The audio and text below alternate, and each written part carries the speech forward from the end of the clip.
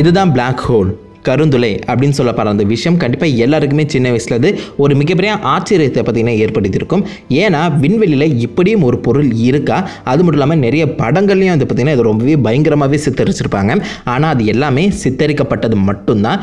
இப்போ நீங்கள் பார்க்குற இந்த புகைப்படம் மட்டும்தான் உண்மையான இது வரைக்கும் நம்மக்கிட்ட இருக்க Black ஹோல் கருந்துளையோட புகைப்படம்.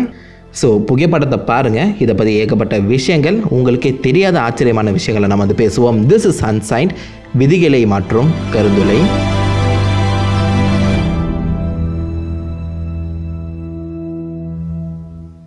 Black ஹோல் கருந்துளைன்னு சொல்கிறத விட எனக்கு தெரிஞ்சு கருப்பு பந்து, அதாவது பிளாக் ஸ்பியர்னு சொல்கிறதா பார்த்தீங்கன்னா கரெக்டாக இருக்கும்னு நினைக்கிறேன். பிகாஸ் நம்ம விண்வெளியில் எல்லாமே இந்த மாதிரி ஸ்பியர், அதாவது கோள வடிவத்தில் தான் இருக்கும். அப்படி இருந்தும் மிகப்பெரிய விஞ்ஞானிகள் எல்லாருமே இதை வந்து Black ஹோல்னு தான் சொல்லி கூப்பிட்றாங்க. அதுக்கான காரணம் நம்ம ஐன்ஸ்டீனோட ஜெனரல் ரிலேட்டிவிட்டி தேரம் தான். ஸோ அந்த தேரம் படி நம்மளுடைய விண்வெளியில் வந்து பார்த்திங்கன்னா ஒரு ஃபேப்ரிக், அதாவது ஒரு பெட்ஷீட் விரிச்ச மாதிரி ஸ்பேஸ் டைம் கண்டினியூம் பார்த்தீங்கன்னா இருக்குது. அதுக்கு மேலே தான் ஒவ்வொரு கிரகமும் அதோட ஈர்ப்பு விசை, அதோட நிறைக்கேற்ற மாதிரி சுற்றி இருக்க எல்லா விஷயங்களையும் பார்த்தீங்கன்னா மாற்றி அமைக்குது. சிம்பிளாக உங்கள் வீட்டில் ஒரு பெட்ஷீட் இருக்கும், அந்த பெட்ஷீட்டை விரிச்சு வச்சுட்டு அது நடுவில் ஒரு கோலி குண்டையும் இல்லைனா ஒரு இரும்பு பந்தையும் வச்சு பாருங்க, அதுக்கேற்ற மாதிரி ஒரு பள்ளம் வந்து கிரியேட் ஆகும். ஸோ இதே மாதிரி தான் விண்வெளியில் மிகப்பெரிய ஒரு பெட்ஷீட் இருக்குது, அதுக்கு நடுவில் தான் ஒவ்வொரு கிரகமும் இருக்குது. அந்த கிரகம் வெளிப்படுத்துகிற அந்த நிறை அளவுக்கு ஏற்ற மாதிரியும் அதோட ஈர்ப்பு விசைக்கு ஏற்ற மாதிரியும் சுற்றி இருக்க அந்த ஸ்பேஸ் டைம் கண்டினியூட்டை பார்த்தீங்கன்னா மொத்தமாக அது வந்து பெண்ட் பண்ணி அமைக்குது. இந்த பெண்டுக்குள்ளே எது வந்தாலும் இன்க்ளூடிங் லைட்டே வந்தாலும் அதுக்கேற்ற மாதிரி பெண்ட் ஆகி போய் தான் ஆகணும். ஸோ இந்த மாதிரி விண்வெளியில் ஏகப்பட்ட கிரகங்கள் இருக்குது, ஏகப்பட்ட நட்சத்திரங்கள் இருக்குது, அதுக்கேற்ற மாதிரி ஏகப்பட்ட பெண்டிங்கும் பார்த்தீங்கன்னா இருக்குது. ஸோ ஒரு நிறை தான் வந்து பார்த்தீங்கன்னா இந்த பெண்டை மொத்தமாகவே வந்து மாற்றுது. ஸோ அதுக்கேற்ற மாதிரி அந்த நிறை அளவு அதிகமாக இதோட பெண்டும் வந்து பார்த்தீங்கன்னா ரொம்பவே அதிகமாகும். கான்செப்ட் எல்லாருக்குமே புரியும்னு நினைக்கிறேன். ஸோ அந்த வகையில் Black ஹோலோட நிறை அளவு வந்து பார்த்தீங்கன்னா ரொம்பவே அதிகம். ஸோ அதனால் அந்த Black ஹோல் வந்து பார்த்தீங்கன்னா அந்த பெட்ஷீட் ஃபேப்ரிக்கில் வந்து அதிகப்படியான டிம்ப், அதாவது பள்ளத்தை வந்து கிரியேட் பண்ணுது. கிட்டத்தட்ட ஒரு ஓட்டையை போட்ட மாதிரி தான். அதனால தான் பார்த்தீங்கன்னா பரவலாக இது வந்து Black ஹோல் கருந்துளை அப்படின்னு சொல்லி வந்து கூப்பிடுறாங்க. ஸோ இந்த அளவுக்கு மிகப்பெரிய நிறை அளவை எப்படி கருந்துளை அச்சீவ் பண்ணிடுச்சு, அதை வந்து பார்க்கறதுக்கு முன்னாடி கருந்துளையோட முன்னாடி இயர்லி ஸ்டேஜ் வந்து நம்ம ஆராய்ச்சி பண்ணி ஆகணும். எல்லா கருந்துளையுமே ஒரு நட்சத்திரமாக தான் பார்த்தீங்கன்னா உருவாகும். ஸோ நம்முடைய சூரியனும் நட்சத்திரமாக தான் இருக்குது, அது வந்து கருந்துளையாக மாறுமா நீங்கள் வந்து கேட்பீங்க. அதுதான் கிடையாது. ஏன்னா எல்லா நட்சத்திரங்களும் ஒன்று கிடையாதுல. நம்முடைய சூரியன் எடுத்துக்கிட்டீங்கன்னா அதோட மைய பகுதியில் இந்த மாதிரி ஹைட்ரஜனை ஹீலியமாக மாற்றிட்டு இருக்கு. அதனால தான் நம்மளுக்கு வெப்பமும் வெளிச்சமும் வந்து பார்த்தீங்கன்னா கிடைச்சிட்டு இருக்கு. ஸோ நம்மளுக்கு வெப்பமும் வெளிச்சமும் தரத்துக்காக மட்டுமே அந்த ஃபியூச்சர் வந்து நடக்கல, அதிகப்படியான ப்ரெஷரை உண்டாக்குறதுக்காக பார்த்தீங்கன்னா நடக்குது. எதுக்கு அந்த ப்ரெஷர் வந்து பார்த்தீங்கன்னா உள்ளிருந்து உண்டாக்கப்படுது நீங்கள் கேட்டிங்கன்னா, வெளியிலிருந்து எல்லா நட்சத்திரங்களுமே கிராவிட்டி உள்ள தள்ளிட்டு இருக்கும், அதாவது கோரை நோக்கி மைய பகுதியை நோக்கி பார்த்தீங்கன்னா புஷ் பண்ணிட்டு இருக்கும். ஸோ இந்த புஷ்ஷை வந்து பார்த்தீங்கன்னா ஈக்குவல் பண்ணியாகணும், இல்லைனா நம்ம சூரியன் வந்து ஸ்டேபிளாக இருக்காது. அதுக்காக தான் ஃபியூஷன் ரியாக்ஷன் நடக்குது. ஃபியூஷன் ரியாக்ஷன் மூலியமாக பார்த்தீங்கன்னா ப்ரெஷரை வந்து உண்டாக்கப்படுது. பட் இன்டர்ன் இந்த ப்ரெஷரும் கொஞ்சம் கொஞ்சமாக அதிகமாகிட்டே போகும். அதாவது ஹைட்ரஜன் ஹீலியமாக மாறிட்டு இருக்க அந்த சமயத்தில் ஹைட்ரஜன் முடிச்சிட்ட அப்புறம் ஹீலியம் கார்பனாக பார்த்தீங்கன்னா மாறும். ஸோ ஹைட்ரஜன் பார்த்தீங்கன்னா லைட்டான ஆட்டம், ஹைட்ரஜனை விட ஹீலியம் பார்த்தீங்கன்னா கொஞ்சம் ஹெவியான ஆட்டம். அதை வந்து ஒன்று சேர்க்கறதுக்கு இந்த ப்ரெஷரை பார்த்தீங்கன்னா திருப்பி ஹெல்ப் பண்ணுது. ஸோ அகைன் இந்த ஃபியூஷன் ரியாக்ஷன் நடக்கும்போது இந்த ப்ரெஷர் ஹெல்ப் பண்ணது மூலியமா அதிகப்படியான ப்ரெஷரும் பார்த்தீங்கன்னா வெளிப்படுத்துது. ஸோ ஹீலியனுக்கு அப்புறம் பார்த்தீங்கன்னா கார்பன் நடக்கும். ஸோ கார்பனோட வந்து பார்த்தீங்கன்னா நம்ம சூரியனோட வாழ் வந்து மொத்தமாக முடியுது. ஏன்னா சூரியனால் அதுக்கு மேலே ப்ரெஷரை வந்து பார்த்தீங்கன்னா கிரியேட் பண்ண முடியாது. இதற்கான காரணம் சூரியனோட அளவு தான் ரொம்பவே சின்னதாக இருக்குது. மற்ற நட்சத்திரங்களோட கம்பேர் பண்ணும்போது ரொம்பவே சின்னதாக இருக்குது. ஸோ அதனால் ஃபியூஷன் ரியாக்ஷன் மொத்தமாக நின்று போயிடும். ஸோ அதுக்கப்புறம் நம்ம சூரியன் வந்து பார்த்தீங்கன்னா ஒயிட் ட்வார்ஃபாக வந்து மாறும். பட் நம்ம சூரியனோட 8லேருந்து 20 மடங்கு பெருசாக இருக்க நட்சத்திரங்கள் தொடர்ந்து இந்த மாதிரி ஃபியூஷன் ரியாக்ஷனுக்குள்ளே பார்த்தீங்கன்னா போகுமா. அதாவது ஹீலியம் கார்பனாக மாதிரி, கார்பன் நியானா மாதிரி தொடர்ந்து கடைசியில் அயன் வரைக்கும் வந்து பார்த்தீங்கன்னா இந்த ரியாக்ஷன் வந்து போகும். ஸோ அயனுக்கு அப்புறம் எந்த ஒரு ரியாக்ஷனுமே எப்போவுமே நடக்காது. இதற்கான காரணம் மற்றது எல்லாமே ஃபியூஷன் ரியாக்ஷன் மூலியமாக அதிகப்படியான எனர்ஜியை வெளிப்படுத்தும். ஆனால் அயன் அப்படி கிடையாது, எல்லா எனர்ஜியுமே உள்ள இழுத்துக்கும். ஸோ அதுக்கப்புறம் அந்த வெளியில் இருக்க கிராவிட்டி பார்த்தீங்கன்னா ரொம்பவே அதிகமாகி உள்ளே இருக்க ப்ரெஷர் வந்து ஈக்குவல் பண்ண முடியாமல் உடனே அந்த கோர் வந்து பார்த்திங்கன்னா டக்குன்னு கொலாப்ஸ் ஆகி ஒரு மிகப்பெரிய சூப்பர் நோவாவாக வெடித்து சிதறும். சப்போஸ் இப்படி வெடித்து செதற நட்சத்திரத்தோட நிறை வந்து நம்ம சூரியனை விட 8லேருந்து 20 மடங்குக்கு உள்ளே இருந்துச்சுன்னா அது வந்து நியூட்ரான் ஸ்டாராக மாறும். 20 மடங்குக்கு மேலே இருந்தாலே வந்து பார்த்திங்கன்னா அது வந்து Black ஹோலாக மாறிடும். இப்போ இருக்க வரைக்கும் அதுதான் பார்த்திங்கன்னா பேசிக் தியரி. ஸோ இப்படி தான் பார்த்திங்கன்னா Black ஹோல் வந்து உருவாக்கப்படுது. ஸோ ஒரு நட்சத்திரம் சூரியனோட 20லேருந்து 40 மடங்கு கொஞ்சம் அதிகமாகவே இருந்தாலே அது எல்லாத்தையும் வந்து பார்த்திங்கன்னா ஸ்டெல்லார் Black ஹோல் அப்படின்னு சொல்லுவாங்க. அதாவது ரொம்பவே சின்ன கருந்துளைகள். நம்முடைய பேரிடையில் வந்து பார்த்திங்கன்னா இந்த மாதிரி சின்ன சின்ன ஸ்டெல்லார் Black ஹோல் ரொம்பவே அதிகமாக இருக்குது. அதை தாண்டி நம்ம பால்வெளி பேரடையோட சென்டரில் வந்து பார்த்தீங்கன்னா ஒரு மிகப்பெரிய சூப்பர் மேசிவ் பிளாக் ஹோல் ஒன்று இருக்குது. ஸோ இந்த மாதிரி சூப்பர் மேசிவ் பிளாக் ஹோல்லாம் எப்படி உருவாக்குச்சுன்னு சொல்லி பார்த்தீங்கன்னா இது வரைக்கும் விஞ்ஞானிகளால் கிளியராக சொல்ல முடியல. நிறைய பேர் நிறைய சின்ன சின்ன பிளாக் ஹோல் ஒன்றா சேர்ந்து பாசிபிள் இந்த பெரிய பிளாக் ஹோல் வந்து உருவாக்கிக்கலாம் அப்படின்னு சொல்கிறாங்க. பட் எல்லாமே அது வரைக்கும் தியரி தான். பட் அதையும் தாண்டி அல்ட்ரா மேசிவ் பிளாக் ஹோல்னு சொல்லி பார்த்தீங்கன்னா ஒன்று வந்து கண்டுபிடிச்சிருக்காங்க. IC1101 அப்படின்னு சொல்லப்படுற ஒரு மிகப்பெரிய பேரடை, மிகப்பெரிய ஒரு கேலக்ஸி. அதோட விட்டமே வந்து பார்த்தீங்கன்னா கிட்டத்தட்ட 60 லட்சம் லைட் இயர்ஸ் விட்டமாம். நம்முடைய பால்வெளி வந்து பார்த்தீங்கன்னா வெறும் 100 லைட் இயர்ஸ் தான் விட்டம். அது கூட கம்பேர் பண்ணும்போது நம்ம ரொம்பவே குட்டின்னு தான் சொல்ல முடியும். அதுக்கு நடுவில் ஒரு மிகப்பெரிய, அதாவது ரொம்பவே மிகப்பெரிய அல்ட்ரா மேசிவ் பிளாக் ஹோல் இருக்குன்னு சொல்லி பார்த்தீங்கன்னா கண்டுபிடிச்சிருக்காங்க. ஸோ இந்த மாதிரி நிறைய ஷேப்பில் பிளாக் ஹோல் வந்து இருக்குது. பட் ஸ்டெல்லார் பிளாக் ஹோல்னு சொல்லப்படுற அந்த சின்ன சின்ன பிளாக் ஹோல் தான் பார்த்தீங்கன்னா ரொம்பவே காமனானது. ஸோ இந்த மாதிரி அதிகப்படியான அந்த நிறை இருக்க அந்த சமயத்தில் அது சுற்றி இருக்க எல்லா அந்த ஸ்பேஸையும் டைமையும் வந்து பார்த்தீங்கன்னா மொத்தமாக மாற்றுது. ஏன்னா ஸ்பேஸும் டைமும் ஒன்றுக்கு ஒன்று லிங்க் ஆனது. ஒன்றை விட்டு மற்றொன்னா மாற்றவே முடியாது. ஸோ டைமே மாற்றுதுன்னா யோசிச்சு பாருங்க. விதிகள் எல்லாமே, அதாவது இது வரைக்கும் நம்ம வந்து படிச்சுட்டு இருக்க இயற்பியல் விதிகள் எல்லாமே கம்ப்ளீட்டாக மொத்தமாக வந்து பார்த்தீங்கன்னா வர்த்து இல்லாமல் வந்து போயிடும் அந்த பிளாக் ஹோல் கருந்துளையோட மையப்பகுதியில். சரி, கருந்துளையோட மையப்பகுதியில் என்ன இருக்குது நீங்கள் வந்து கேட்டிங்கன்னா அதை வந்து இப்போதைக்கு சிங்குலாரிட்டி அப்படின்னு சொல்கிறாங்க. அந்த சிங்குலாரிட்டியோட நிறையில வந்து பார்த்திங்கன்னா ரொம்பவே அதிகமாக இருக்கும். அதனால் அதோட எஸ்கேப் வெலாசிட்டி பார்த்திங்கன்னா கண்டிப்பாக அதிகமாக தான் இருக்கும் போது நம்ம பூமியோட எஸ்கேப் வெலாசிட்டி, அதாவது ராக்கெட் வந்து பார்த்திங்கன்னா நம்ம பூமியோட வளிமண்டலத்துலேருந்து வெளியில் போகிறதுக்கு கிட்டத்தட்ட 11 km/s வேகத்தில் போனால் மட்டும்தான் பூமியோட ஈர்ப்பு விசையில் வந்து பார்த்திங்கன்னா எஸ்கேப் ஆக முடியும். இதை வந்து எஸ்கேப் வெலாசிட்டி அப்படின்னு சொல்லுவாங்க. இதுவே நம்ம சூரியனுக்கு எடுத்துக்கிட்டிங்கன்னா கிட்டத்தட்ட 600 km/s வேகத்தில் போனால் மட்டும்தான் ஒரு ராக்கெட் சூரியனோட ஈர்ப்பு விசையில் வந்து பார்த்தீங்கன்னா வெளியேற்றப்பட முடியும். அந்த வகையில் இந்த பிளாக் ஹோல் கருந்துளையோட எஸ்கேப் வெலாசிட்டி கிட்டத்தட்ட 300,000 km/s, அதாவது ஒரு ஒளியோட வேகம். ஸோ அதனால தான் இந்த கருந்துளையிலேருந்து ஒளி கூட பார்த்தீங்கன்னா வெளியேறி வர முடியாமல் இருக்கு. ரொம்பவே லைட் வெயிட்டான வேகமாக போகக்கூடிய ஃபோட்டான், அந்த ஒளி கூட வந்து பார்த்தீங்கன்னா இந்த கருந்துளையிலேருந்து வெளியில் வராது. அதனால தான் இது கருப்பாக நம்ம கண்ணுக்கு தெரியுது. ஏன்னா உள்ளே இருக்க ஒளி நம்ம கண்ணை வந்து ரீச் பண்ணலை. நம்ம கண்ணை ரீச் பண்ணால் மட்டும்தான் அது என்ன மாதிரியான ஒரு உருவம் சொல்லி நம்மளுக்கு வந்து கிளியராக தெரியும். ஸோ அதனால நம்மளால கடைசி வரைக்கும் இந்த சிங்குலாரிட்டியை பார்த்தீங்கன்னா அண்டர்ஸ்டாண்ட் பண்ணவே முடியாது, பார்க்கவும் முடியாது. அது எப்படி இருக்கும்னு சொல்லி பார்த்தீங்கன்னா நமக்கு வந்து தெரியாது. ஆனால் இப்போதைக்கு ஒரு தியரி போயிட்டு இருக்கு, 2 வகையான சிங்குலாரிட்டி இருக்கலாம் சொல்லி. ஸோ நம்ம நினைக்கிற மாதிரி எல்லா மாசுமே ஒரே மைய பகுதியில் ஃபோக்கஸ் ஆகி ஒரு பந்து மாதிரியான சிங்குலாரிட்டி பார்த்தீங்கன்னா உருவாகி இருக்க முடியும். இதுதான் பார்த்தீங்கன்னா காமனாக பேசப்படுறது. இதை தொடர்ந்து ரிங் சிங்குலாரிட்டி அப்படின்னு சொல்லி ஒன்று இருக்கு. ஸோ வெளியில் இருக்க அந்த மாஸ் வந்து கொலாப்ஸ் ஆகிறதுக்கு முன்னாடி உள்ள இருக்க அந்த ப்ரெஷர் எக்ஸ்பேண்ட் ஆகி ஒரு வகையான ரிங் சிங்குலாரிட்டியை கூட பார்த்தீங்கன்னா கிரியேட் பண்ணி இருக்கலாம் சொல்லி வந்து கெஸ் பண்ணுறாங்க. அண்ட் நம்மளால கடைசி வரைக்கும் கெஸ் மட்டும் தான் பண்ண முடியும். ஏன்னா உள்ள இருக்க லைட் வெளியில வந்தால் தான் அந்த சிங்குலாரிட்டி எப்படி இருக்குன்னு சொல்லி நம்மளால பார்க்க முடியும். அறிவியலுக்கே மிகப்பெரிய ஆச்சரியத்தை கொடுக்கக்கூடிய இந்த சிங்குலாரிட்டியை டப்புன்னு எக்ஸ்பிளைன் பண்ண முடியாது. ஸோ சில பல எக்ஸாம்பிள்ஸை வச்சு மேபி அதை புரிஞ்சுக்க ட்ரை பண்ணலாம், அவ்வளோதான். சிங்குலாரிட்டியோட பேசிக் எக்ஸ்பிளனேஷன் ஒரு கண்டிஷன் சிங்குலராக இருக்கிறது, இல்லைனா சிங்குலாரிட்டியா அன்டிஃபைன்டுன்னு சொல்லலாம். அதாவது வரையறுக்கப்படாத ஒரு விஷயம். முடிவில்லாததை எப்படி இன்ஃபினிட்டின்னு சொல்கிறோமோ அதே மாதிரி வரையறுக்கப்படாத தனித்துவமான ஒரு விஷயத்தை சிங்குலாரிட்டின்னு சொல்லலாம். ஒரு பொருளோட சிங்குலர் ஃபங்க்ஷனை சிங்குலாரிட்டின்னு சொல்லுவாங்க. இது பேசிக்காக ஒரு கான்செப்ட் தான். எப்படி முடிவில்லாத ஒரு விஷயத்தை நம்ம இன்ஃபினிட்டின்னு சொல்கிறோமோ அதே மாதிரி ஒரு பொருளோட தனித்துவம், இல்லைனா இது இப்படி தான் முடியுங்கிறத நம்ம சிங்குலாரிட்டின்னு சொல்லுவோம். என்ன பெட்டராக நம்ம இன்ஃபினிட்டி அண்ட் சிங்குலாரிட்டியை கம்பேர் பண்ணி புரிஞ்சுக்க முடியும்னு நினைக்கிறேன். ஃபார் எக்ஸாம்பிள் இந்த ஒரு ஃபங்க்ஷன் எடுத்துக்கோங்க, fx = 1/x. இதை நம்ம கிராஃபில் அப்ளை பண்ணும்போது இப்போ எக்ஸுக்கு ஏதாவது ஒரு நம்பரை போட்டு அந்த நம்பருக்கு ஈக்குவலான ஒரு பாயிண்ட் அந்த கிராஃபில் மார்க் பண்ணுறோம்னு வச்சுக்கோங்களேன். ஃபார் எக்ஸாம்பிள் x = 1 போட்டோம்னா fx = 1. ஸோ அந்த கிராஃபில் மார்க் பண்ணும்போது இங்கே வரும். இப்போ x = 0.1 போட்டோம்னா fx வந்து 10. அதை நம்ம இங்கே மார்க் பண்ணுவோம். fx = 0.01 போட்டோம்னா fx 100. இதே மாதிரி 000 எவ்வளோ நீங்கள் போட்டாலும் fx வந்து அதுக்கேற்ற மாதிரி அதிகமாகிட்டே போகும். பட் இந்த x = 0 போட்டால் 1/0 யாராலுமே எதுவுமே சொல்ல முடியாது. விச் மீன்ஸ் டெக்னிக்கலாக அது அன்டிஃபைன்டாக வரும், இன்ஃபினிட்டியாக வரும். ஸோ fxோட அந்த வேல்யூங்கிறது இந்த இடத்துல அன்டிஃபைன்டாக மாறுது. இன்ஃபினிட்டியாக இருக்க அந்த சமயத்தில் அதோடைய வேல்யூங்கிறது அதிகமாகிட்டே போகும். என்னன்னு நமக்கு சுத்தமாக தெரியாது. 1/0ங்கிறத ஒரு வேல்யூவாகவே நம்ம எடுத்துக்க முடியாது. That's undefined.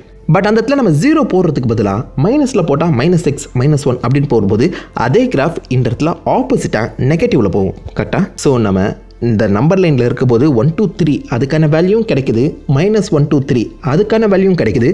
ஆனால் ரெண்டுத்துக்கும் நடுவில் இருக்க 0க்கான வேல்யூ மட்டும் கிடைக்கல. ஏன் அப்படிங்கிற கேள்விக்கான பதில் இது வரைக்கும் நம்மளுக்கு தெரியல.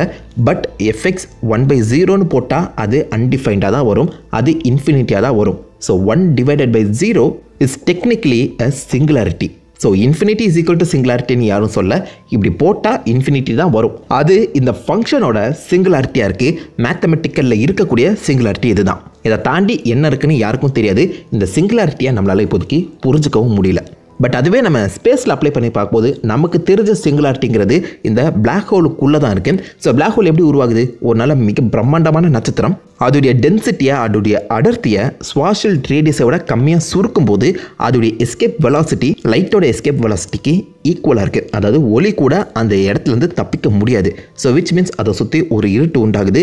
ஒளி வெளியில் வராத அந்த சமயத்தில் எந்த இடத்துல ஒளி வெளியில் நம்ம கண்ணுக்கு தெரியுதோ அது ஒரு ஈவன் ஹரைசனாக மாறுது. டெக்னிக்கலாக அந்த இடத்துல நம்ம பிளாக் ஹோலை பார்க்குறோம். ஆனால் அந்த பிளாக் ஹோலுக்குள்ளே என்ன இருக்குதுன்னு யாருக்கும் தெரியல. ஸோ இந்த மிக பிரம்மாண்டமான நட்சத்திரம் ஒரு குட்டி புள்ளி போல மாறும்போது அதோடைய அந்த ஃபார்மேஷன், அதோடைய அந்த லுக் எப்படி இருக்கும்? ஸோ இப்போ நம்ம நட்சத்திரத்தை விட்டுட்டு பூமியை எடுத்துக்கோங்களேன். பூமியில் நம்ம வெளியில் புறமாக பார்க்கும்போது இந்த காடு மலை உயரமான பள்ளத்தாக்குன்னு சொல்லி ஏகப்பட்ட விஷயங்களை உங்கள் கண்ணுக்கு நேராக பார்க்க முடியுது. பட் இதே பூமியை நம்ம ஒரு ரூபாய் காசு அளவுக்கு சுருக்கணும்னா, இல்லை ஒரு பட்டாணி சைஸுக்கு சுருக்கும்போது சேம் அடர்த்தி, இதே அடர்த்தி தான் மெயின்டைன் பண்ணப்படுது. ஆனால் அந்த காடு மேலே உயரமான பள்ளத்தாக்கலாம் என்ன மாதிரி ஃபார்மில் இருக்கும்? முதல்ல அந்த பட்டாணி சைஸில் இருக்க அந்த உலகம் ராக் கல் மாதிரி இருக்குமா, இல்லை லாவா ஃபார்மில் இருக்குமா, இல்லை பிளாஸ்மா ஃபார்மில் இருக்குமா? அதோடைய லுக்கு என்ன மாதிரி இருக்குன்னு நம்மளுக்கு தெரியும். ஸோ இந்த இடத்துல கிராவிட்டிங்கிறது ரொம்பவே டென்ஸாக இருக்கும். அண்ட் நம்ம ஸ்பேஸ் டைம் ஃபேப்ரிக்னு சொல்லுவோம்ல, ஸோ அதில் ஒரு மிகப்பெரிய அது ஓட்டையோ போட்டமாக தான். ஸோ ஸ்பேஸ் அண்ட் டைம் நம்ம நினச்சதை விட இந்த இடத்துல கம்ப்ளீட்டாக வேறுபட்டு நடக்கும். So gravity, space and time சொல்லி நம்மளுக்கு புரிஞ்ச அந்த ஃபிசிக்ஸ் லாஸே இந்த இடத்துல மீறப்படுது. நமக்கு தெரிஞ்ச பூமி தான், ஆனால் சுருங்கும் போது மட்டும் அது எப்படி மாறுபடுது? ஸோ சுருங்கும் போது இந்த பூமியோட அடர்த்தி அந்த ஸ்பேஸ் அண்ட் டைமில் ஏன் இவ்வளோ பெரிய ஒரு மாற்றத்தை ஏற்படுத்துது? இந்த மாற்றத்துக்கு என்ன காரணம்? அப்படி மாறும்போது அதோடைய லுக் என்ன மாதிரி இருக்கும்? ஸோ இந்த மாதிரியான நிறைய மாறுதல்கள், இந்த மாதிரி நிறைய கேள்விகளை தான் அந்த சிங்குலாரிட்டி உருவாக்குது. ஸோ டெக்னிக்கலாக இந்த பிளாக் ஹோலுக்குள்ள ஒரு சிங்குலாரிட்டி தான் இருக்குங்கிற மாதிரி இப்போதைக்கு கெஸ் பண்ணுறாங்க. ஸோ ஸ்பேஸ் டைமை நீங்கள் கன்சிடர் பண்ணும்போது மொத்தம் 3 வகையான சிங்குலாரிட்டி இருக்குங்கிற மாதிரி சொல்லப்படுது. ஸோ வழக்கம் போல் ஒரு நட்சத்திரம் எக்ஸ்ப்ளோட் ஆகி அது பிளாக் ஹோலாக மாறும்போது அதுக்குள்ளே இருக்க அந்த சிங்குலாரிட்டி, ஸோ இதோடைய நிறைங்கிறது ரொம்பவே அதிகமாக இருக்கும். உள்ளது ஒளி கூட தப்பிச்சு வெளில வர முடியாது. ஸோ இதை ஃபியூச்சர் லைக் சிங்குலாரிட்டின்னு சொல்லுவாங்க. அதாவது ஒரு நட்சத்திரத்தோட எதிர்காலம் இந்த மாதிரி தான் இருக்கும். ஸோ அது ஃபியூச்சரில் இந்த மாதிரி பிளாக் ஹோலாக தான் மாறப்போகுது. ஸோ அதனால் இதை ஃபியூச்சர் லைக் சிங்குலாரிட்டின்னு சொல்லுவாங்க. இன்னொன்று past like singularity. So future black ஹோல்னா பாஸ்ட்டுங்கிறது ஒயிட் ஹோல் தானே. ஸோ பிளாக் ஹோலுக்கு அப்படியே ஈக்குவல் அண்ட் ஆப்போசிட்டாக இருக்கிறது தான் இந்த ஒயிட் ஹோல். ஸோ இது வரைக்கும் நம்ம ஒயிட் ஹோல் ஒரு விஷயம் இருக்கிறத எக்ஸ்பீரியன்ஸ் பண்ணதும் இல்லை, அப்படி இருக்குங்கிறதுக்கான ஆதாரங்களும் கிடைக்கல. ஜஸ்ட் மேத்தமெட்டிக்கலாக ப்ரூவ் பண்ணியிருக்காங்க. ஸோ ஃபஸ்ட்டு எப்படி பிளாக் ஹோலை வந்து நம்ம நேரடியாக பார்க்காம மேத்தமெட்டிக்கலாக ப்ரூவ் பண்ணமோ அதே மாதிரி இப்போதைக்கு ஒயிட் ஹோலும் மேத்தமெட்டிக்கலாக ப்ரூவ் பண்ணப்பட்டிருக்கேன். ஸோ பிளாக் ஹோலுக்குள்ளே இருந்து வெளிச்சம் தப்பிச்சு வெளியில் வராது. சிங்குலாரிட்டியோட டென்ஸுங்கிறது அந்த அளவுக்கு அதிகமாக இருக்கு. பட் அதுவே ஒயிட் ஹோலுக்குள்ள பாசிபிளி இன்னொரு சிங்குலாரிட்டி இருக்கலாம். பட் அந்த சிங்குலாரிட்டி எல்லா விதமான பருப்பொருட்களையும் ஒளியோட வேகத்தில் தூக்கி வெளியில் போட்டுட்ருக்கு. ஸோ ஒளியே தப்பிச்சு வர முடியாத ஒரு பொசிஷனை பிளாக் ஹோல்னும், ஒளியோட வேகத்தில் உள்ள இருக்க ஒரு பொருளை தூக்கி வெளில போடும்போது அதை ஒயிட் ஹோல்னு சொல்கிறாங்க. அதாவது ஒளி கூட நினைச்சாலும் அந்த ஒயிட் ஹோலுக்குள்ளே போக முடியாது. இந்த வெண்துளைக்கணும் தனியாக ஒரு மாஸ் இருக்கும். ஸோ நீங்கள் அந்த வெண்துளையை நோக்கி ஈர்க்கப்படுவீங்க. ஆனால் அதோட ஈவன் ஹரைசனுக்குள்ளே வந்து பார்த்தீங்கன்னா உங்களால் போகவே முடியாது. ஸோ இதுதான் அந்த கருந்துளைக்கும் வெண்துளைக்கும் இருக்க அந்த டிஃப்ரென்ஸ். பட் இது சாத்தியமாங்கிற ஒரு கேள்வி கண்டிப்பாக உங்களுக்கு வரலாம். ஸோ எல்லாருமே சின்ன வயசில் படிச்சிருப்பீங்க, matter cannot be destroyed, it can be transferred from one form to another. அதாவது மேட்டரை உங்களால் வந்து பார்த்தீங்கன்னா அழிக்க முடியாது. மேட்டர்னு சொல்லும்போது இன்ஃபர்மேஷன் அப்படின்னு சொல்லி எடுத்துக்கலாம். இந்த அண்டத்தில் இருக்க எந்த ஒரு இன்ஃபர்மேஷனுமே உங்களால் அழிக்க முடியாது. எக்ஸாம்பிள், ஒரு மரக்கட்டையை போட்டு நீங்கள் எரிக்கிறீங்கன்னா அந்த மரக்கட்டையோட இன்ஃபர்மேஷன் எல்லாமே அழியாமல் அது கரியாகவோ இல்லை அதை சுற்றி இருக்க ஒரு சின்ன சின்ன டஸ்ட் பொருட்களாகவும் பார்த்தீங்கன்னா மாற்றப்படும். ஒரு பொருள்லேருந்து இன்னொரு பொருளாக மாறுமே தவிர இந்த விஷயத்தை மொத்தமாக அழிக்கவே முடியாது. ஸோ அந்த மேட்டருங்கிற ஒரு விஷயம், இன்ஃபர்மேஷனுங்கிற ஒரு விஷயம் பார்த்தீங்கன்னா கான்ஸ்டண்ட்டாக தான் இருக்கும். ஸோ சிம்பிளான ஒரு எக்ஸாம்பிள் படி நம்ம நீல் டிகிராஸ் டைசன் பார்த்தீங்கன்னா எக்ஸ்பிளைன் பண்ணியிருப்பாரு. அதாவது 9 அப்படிங்கிற ஒரு விஷயம் வந்து பார்த்தீங்கன்னா இன்ஃபர்மேஷனை நீங்கள் எடுத்துக்கோங்க. ஸோ அந்த 9ஓட ஸ்கொயர் ரூட் எது நீங்கள் கேட்டிங்கன்னா சிம்பிளாக 3 அப்படின்னு சொல்லுவீங்க. அதாவது 3 × 3 வந்து 9. பட் இதுவே நெகட்டிவ் ஃபார்ம்லேயும் சேம் இன்ஃபர்மேஷனை தான் தரும். அதாவது -3 × -3 = 9. ஸோ அந்த இன்ஃபர்மேஷன் மாறுபடலை, பட் அந்த இன்ஃபர்மேஷனை நம்ம ஆக்சஸ் பண்ணுற விதம் மட்டும் பார்த்திங்கன்னா மாறி இருக்கு. ஸோ இந்த +3 வந்து பார்த்திங்கன்னா ஒயிட் ஹோல்னும் -3 பிளாக் ஹோல்னும் சொல்கிறாங்க. ஸோ எந்த ஒரு விஷயம் இருந்தாலும் அதுக்கு ஈக்குவலான ஆப்போசிட்டான ஒரு விஷயம் இருக்கலாம். ஸோ அந்தபடி இப்போதைக்கு ஒரு தியரியாக தான் வந்து பார்த்திங்கன்னா ஒயிட் ஹோலுங்கிற ஒரு விஷயம் இருக்குது. பிளாக் ஹோல் உங்களுக்கு ஆச்சரியத்தை தந்துச்சுன்னா இந்த ஒயிட் ஹோல் அதோட மிகப்பெரிய ஆச்சரியத்தை உங்களுக்கு தரும். ஏன்னா பிளாக் ஹோலில் வந்து பார்த்திங்கன்னா நீங்கள் வந்து விழுந்தீங்கன்னா டைம் உங்களுக்கு ரொம்பவே அதிவேகத்தில் போகும். அதுவே ஒயிட் ஹோலில் டைம் வந்து ரிவர்ஸில் போகும். ஸோ பிளாக் ஹோலில் நடக்கிற எல்லா விஷயங்களுமே அப்படியே ஆப்போசிட்டாக வந்து பார்த்தீங்கன்னா இந்த பக்கம் ஒயிட் ஹோலில் நடக்கும். ஸோ எல்லா விஷயங்களுமே பிளாக் ஹோலுக்குள்ளே போயிடுச்சுன்னா ஒயிட் ஹோலுக்குள்ளேருந்து எல்லா விஷயங்களுமே வெளியில் வரும் அப்படின்னு சொல்கிறாங்க. அண்ட் பின்ஸ்பர்க் டயக்ராம் படி வந்து பார்த்தீங்கன்னா இந்த black hole and white hole வந்து ஐன்ஸ்டைன் ரோசன் பிரிட்ஜை வந்து பார்த்தீங்கன்னா ரெப்ரசென்ட் பண்ணுதுங்கிற விஷயத்தை வந்து சொல்லியிருக்காங்க. அதாவது வார்ம் ஹோல். ஸோ வார்ம் ஹோலோட ஒரு எண்டில் வந்து பார்த்தீங்கன்னா பிளாக் ஹோல் கருந்துளை இருக்கலாம். ஸோ அது வழியாக உள்ளே போய் ஆப்போசிட் எண்டில் உள்ளே போனால் அந்த இன்ஃபர்மேஷன் வந்து பார்த்திங்கன்னா ஒயிட் ஹோல் வெண்துளை வடிவத்தில் வெளியில் வரலாம். பட் இந்த வெளியில் வர அந்த வெண்துளை வந்து பார்த்திங்கன்னா ரொம்பவே ஸ்டேபிளாக இருக்காது. ஏன்னா ஒரு இன்ஃபர்மேஷனை ரீக்ரியேட் பண்ணணும்னா என்ட்ரோப்பிங்கிற ஒரு விஷயம் வந்து டிக்ரீஸ் ஆகணும். அதாவது தெர்மோடைனமிக்ஸோட செகண்ட் லாவில் சொல்லியிருப்பாங்க. நம்ம அண்டத்தோட என்ட்ரோப்பி வந்து பார்த்திங்கன்னா எப்போதுமே இன்க்ரீஸ் ஆகிக்கிட்டே தான் இருக்கும், டிக்ரீஸ் ஆகாது. சப்போஸ் ஒரு ஐஸ் கியூப் இருக்குது, அது வந்து பார்த்திங்கன்னா மெல்ட் ஆகி தண்ணியாக மாறும். பட் அந்த தண்ணி வந்து பார்த்திங்கன்னா திருப்பி ஐஸ் கியூபாக மாறாது in normal conditions. So entropy decrease ஆகிறதுக்கான வாய்ப்புகள் கம்மி தான். சப்போஸ் என்ட்ரோப்பி வந்து பார்த்திங்கன்னா இப்போதைக்கு லோக்கலாக டிக்ரீஸ் ஆயிடுச்சுன்னா அது சுற்றி இருக்க டைமும் வந்து பார்த்திங்கன்னா டிக்ரீஸ் ஆகும். பட் டைம் வந்து உடனே எக்ஸ்பேண்ட் ஆக ஆரம்பிச்சிடும். ஸோ அகெயின் அந்த லோக்கலாக கம்மியான என்ட்ரோப்பி வந்து பார்த்திங்கன்னா திடீர்னு அந்த டைமோட ஃப்ளோக்கு மாறும்போது ஒரு மிகப்பெரிய வெடிப்பு வந்து நிகழும். அதாவது ஒயிட் ஹோல் வந்து பார்த்திங்கன்னா தொடர்ந்து நிலையாக இருக்காது அப்படிங்கிற ஒரு விஷயத்தை வந்து பார்த்திங்கன்னா முன்னெடுத்து வைக்கிறாங்க. ஒரு இன்ஸ்டண்ட்டாக அது வந்து உருவாகி உள்ளே இருக்க எல்லா பொருட்களையுமே வெளியில் தள்ளி மறைஞ்சிரும். அண்ட் பாசிபிளி ஒயிட் ஹோலுக்கு சிங்குலாரிட்டியும் வந்து பார்த்திங்கன்னா இருக்காதுங்கிற ஒரு விஷயத்தையும் வந்து முன்னெடுத்து வைக்கிறாங்க. அண்ட் ஆல்சோ நான் முன்னாடியே சொன்ன மாதிரி நம்ம பிளாக் ஹோலுக்குள்ள வந்து பார்த்திங்கன்னா அதிகப்படியான இன்ஃபர்மேஷன்ஸ் வந்து போகும். ஸோ இந்த யூனிவர்ஸில் இருக்க எந்த ஒரு இன்ஃபர்மேஷன்ஸையும் வந்து பார்த்திங்கன்னா அழிக்க முடியாது. ஸோ அது எல்லாமே ஹாக்கிங் ரேடியேஷனாக வெளியில் வருதுங்கிற ஒரு கூற்று நம்ம ஸ்டீஃபன் ஹாக்கிங் வந்து பார்த்திங்கன்னா சொல்லியிருந்தாரு. பட் இந்த மாதிரி ஒரு பிளாக் ஹோல் அதோட ஹாக்கிங் ரேடியேஷன்ஸ் மூலிமா கொஞ்சம் கொஞ்சமாக இவாப்ரேட் ஆகி, அதாவது ஆவியாகவே அதோட மொத்த எடையை வந்து பார்த்திங்கன்னா இழந்து ஃபைனலாக ஒரு ஒயிட் ஹோலாக வெடித்து மொத்த இன்ஃபர்மேஷனுமே வெளியில் கக்கலாம்.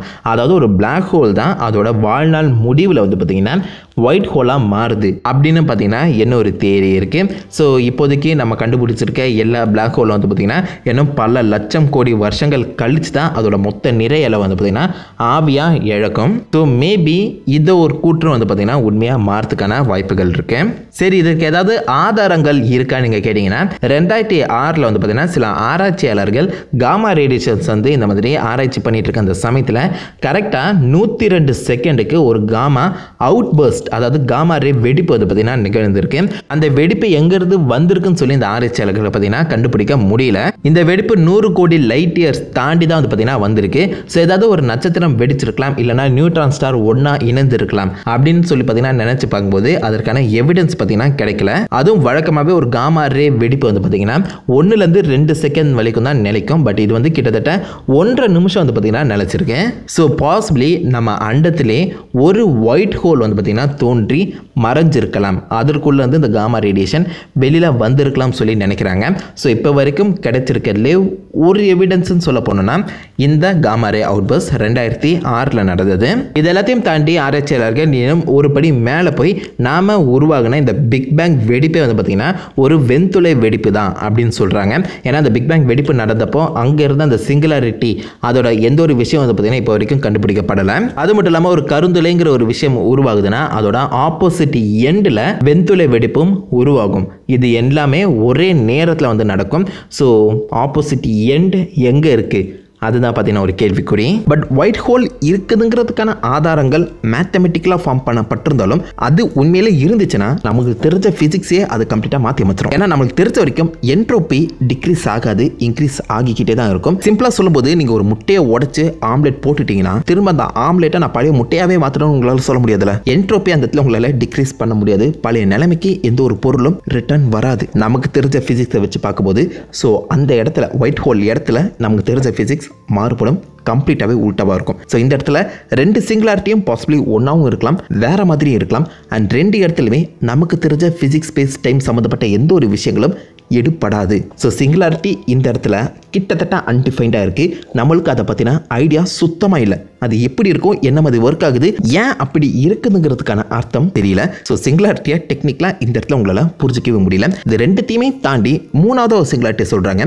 Naked singularity. ஸோ இந்த இடத்துல நம்ம ஒயிட் ஹோலாக எடுத்துக்கோங்க, பிளாக் ஹோலாக எடுத்துக்கோங்க, ரெண்டுமே ஒரு இடத்துல அதோடைய நிறைய இழந்துகிட்டே தான் இருக்கு. ஸோ இந்த பிளாக் ஹோலில் ஹாக்கிங் ரேடியேஷன் சொல்லுவாங்க. அதுவே ஒயிட் ஹோல் எடுத்து போகும்போது அது நார்மலாகவே உள்ள இருக்க பொருட்களை தூக்கி வெளில போட்டு தான் இருக்கு. ஸோ ஒரு கட்டத்தில் இதோடைய நிறை கம்ப்ளீட்டாக இழக்கப்பட்டு உள்ள இருக்க சிங்குலாரிட்டி வெளியில் தெரியலாம். இது பியூர் ஹைப்போதெட்டிக்கல். இப்படி நடக்குமாங்கிறது யாருக்கும் தெரியாது. பட் சப்போஸ் இந்த பிளாக் ஹோல் ஹாக்கிங் ரேடியேஷன் மூலிமா கொஞ்சம் கொஞ்சமாக அழியும் பட்சத்தில் உள்ள இருக்க அந்த சிங்குலாரிட்டி எப்படி இருக்குங்கிறத நம்மளால் பார்க்க முடியும். யாருக்கு தெரியும், நம்ம இது வரைக்கும் கண்டுபிடிக்காத ஒரு புது எலிமெண்ட்டாக அது இருக்கலாம், இல்லை ஃபிசிக்ஸே வேலை செய்யாத ஒரு புது எக்ஸாக்டிக் மெட்டீரியலாக கூட இருக்கலாம், டார்க் மேட்டர் டார்க் எனர்ஜியை உருவாக்கக்கூடிய ஒரு பொருளாக அது இருக்கலாம்.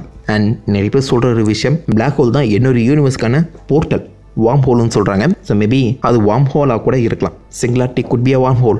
பட் அதுக்கு நம்ம ஒரு ஒயிட் ஹோலை கண்டுபிடிக்கணும். ஒயிட் ஹோலை விட பிளாக் ஹோல் நம்ம கண்ணுக்கு தெரிஞ்சது முழுசாக இவாப்ரேட் ஆகணும். இப்போ நம்ம கண்ணுக்கு முன்னாடி இருக்க அந்த பிளாக் ஹோல்ஸ் எல்லாமே இவாப்ரேட் ஆகி முடிக்கிறதுக்கு பல ட்ரில்லியன் வருஷங்கள் ஆகும். அதாவது கோடான கோடி வருஷங்கள் ஆகும். அப்படி இவாப்ரேட் ஆனால் கூட உள்ள இருக்க அந்த சிங்குலாரிட்டி ஸ்டேபிளாக இருக்குமாங்கிறதும் கேள்விக்குறியான விஷயம் தான். அதாவது ஒரு ஸ்பிளிட் செகண்ட் அந்த சிங்குலாரிட்டி எக்ஸிஸ்ட் ஆகி கம்ப்ளீட்டாக அழிஞ்சு போயிடுங்கிற மாதிரியும் சொல்கிறாங்க. ஸோ இந்த மாதிரி அந்த பிளாக் ஹோலே சுற்றி இல்லாத ஒரு சிங்குலாரிட்டியை நேக்கட் சிங்குலாரிட்டிங்கிற மாதிரி மென்ஷன் பண்ணுறாங்க.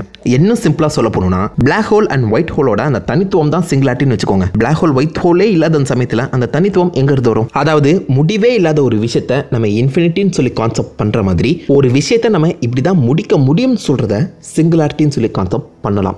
அதாவது 1/0 இஸ் அன்டிஃபைன்ட். நீங்கள் என்ன தான் தலைகளாக நின்னாலும் 1/0க்கான வேல்யூவை உங்களால் எடுக்க முடியாது. பிளாக் ஹோலுக்குள்ளே நடக்கிற அந்த ஸ்பேஸ் டைம் கிராவிடேஷனோட மாற்றத்தை நம்மளால் டிஃபைன் பண்ண முடியாது. அது சிங்குலாரிட்டி.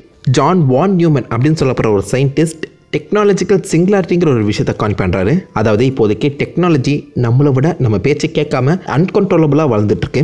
ஒரு கடத்தில் டெக்னாலஜியை மனிதர்களை கண்ட்ரோல் பண்ணும். ஆர்டிஃபிஷியல் இன்டெலிஜென்ஸ் மனிதர்களை டேக் ஓவர் பண்ணுன்னு சொல்லி அவர் டெக்னாலஜிக்கல் சிங்குலாரிட்டின்னு சொல்கிறாரு. இதோடைய அவுட்கம் இப்படி தான் இருக்கும்னு சொல்கிறாரு. அதை நம்ம பொறுத்தது ஃபியூச்சரில் பார்த்ததாங்க தெரியும். வெறும் கண்களால் இந்த பிளாக் ஹோலை பார்க்கவே முடியாது. நாம் பார்க்குற எல்லா வரைபடங்களாக இருக்கட்டும், இப்போ லேட்டஸ்ட்டாக எடுக்கப்பட்ட புகைப்படத்துக்கூட உங்களால் அந்த பிளாக் ஹோலை பார்க்க முடியாது. அதை சுற்றி மிதந்துட்டு இருக்க அக்ரீஷன் டிஸ்க், அதாவது டஸ்ட் பார்ட்டிகல்ஸ், பிளானட் உருக்குலைஞ்சு அதன் மூலிமா உருவாக்கப்பட்ட அந்த பார்ட்டிகல்ஸ் அண்ட் இன்க்ளூடிங் லைட், இது எல்லாமே தான் வந்து பார்த்திங்கன்னா அதை சுற்றி வளம் வந்துட்டு இருக்கு.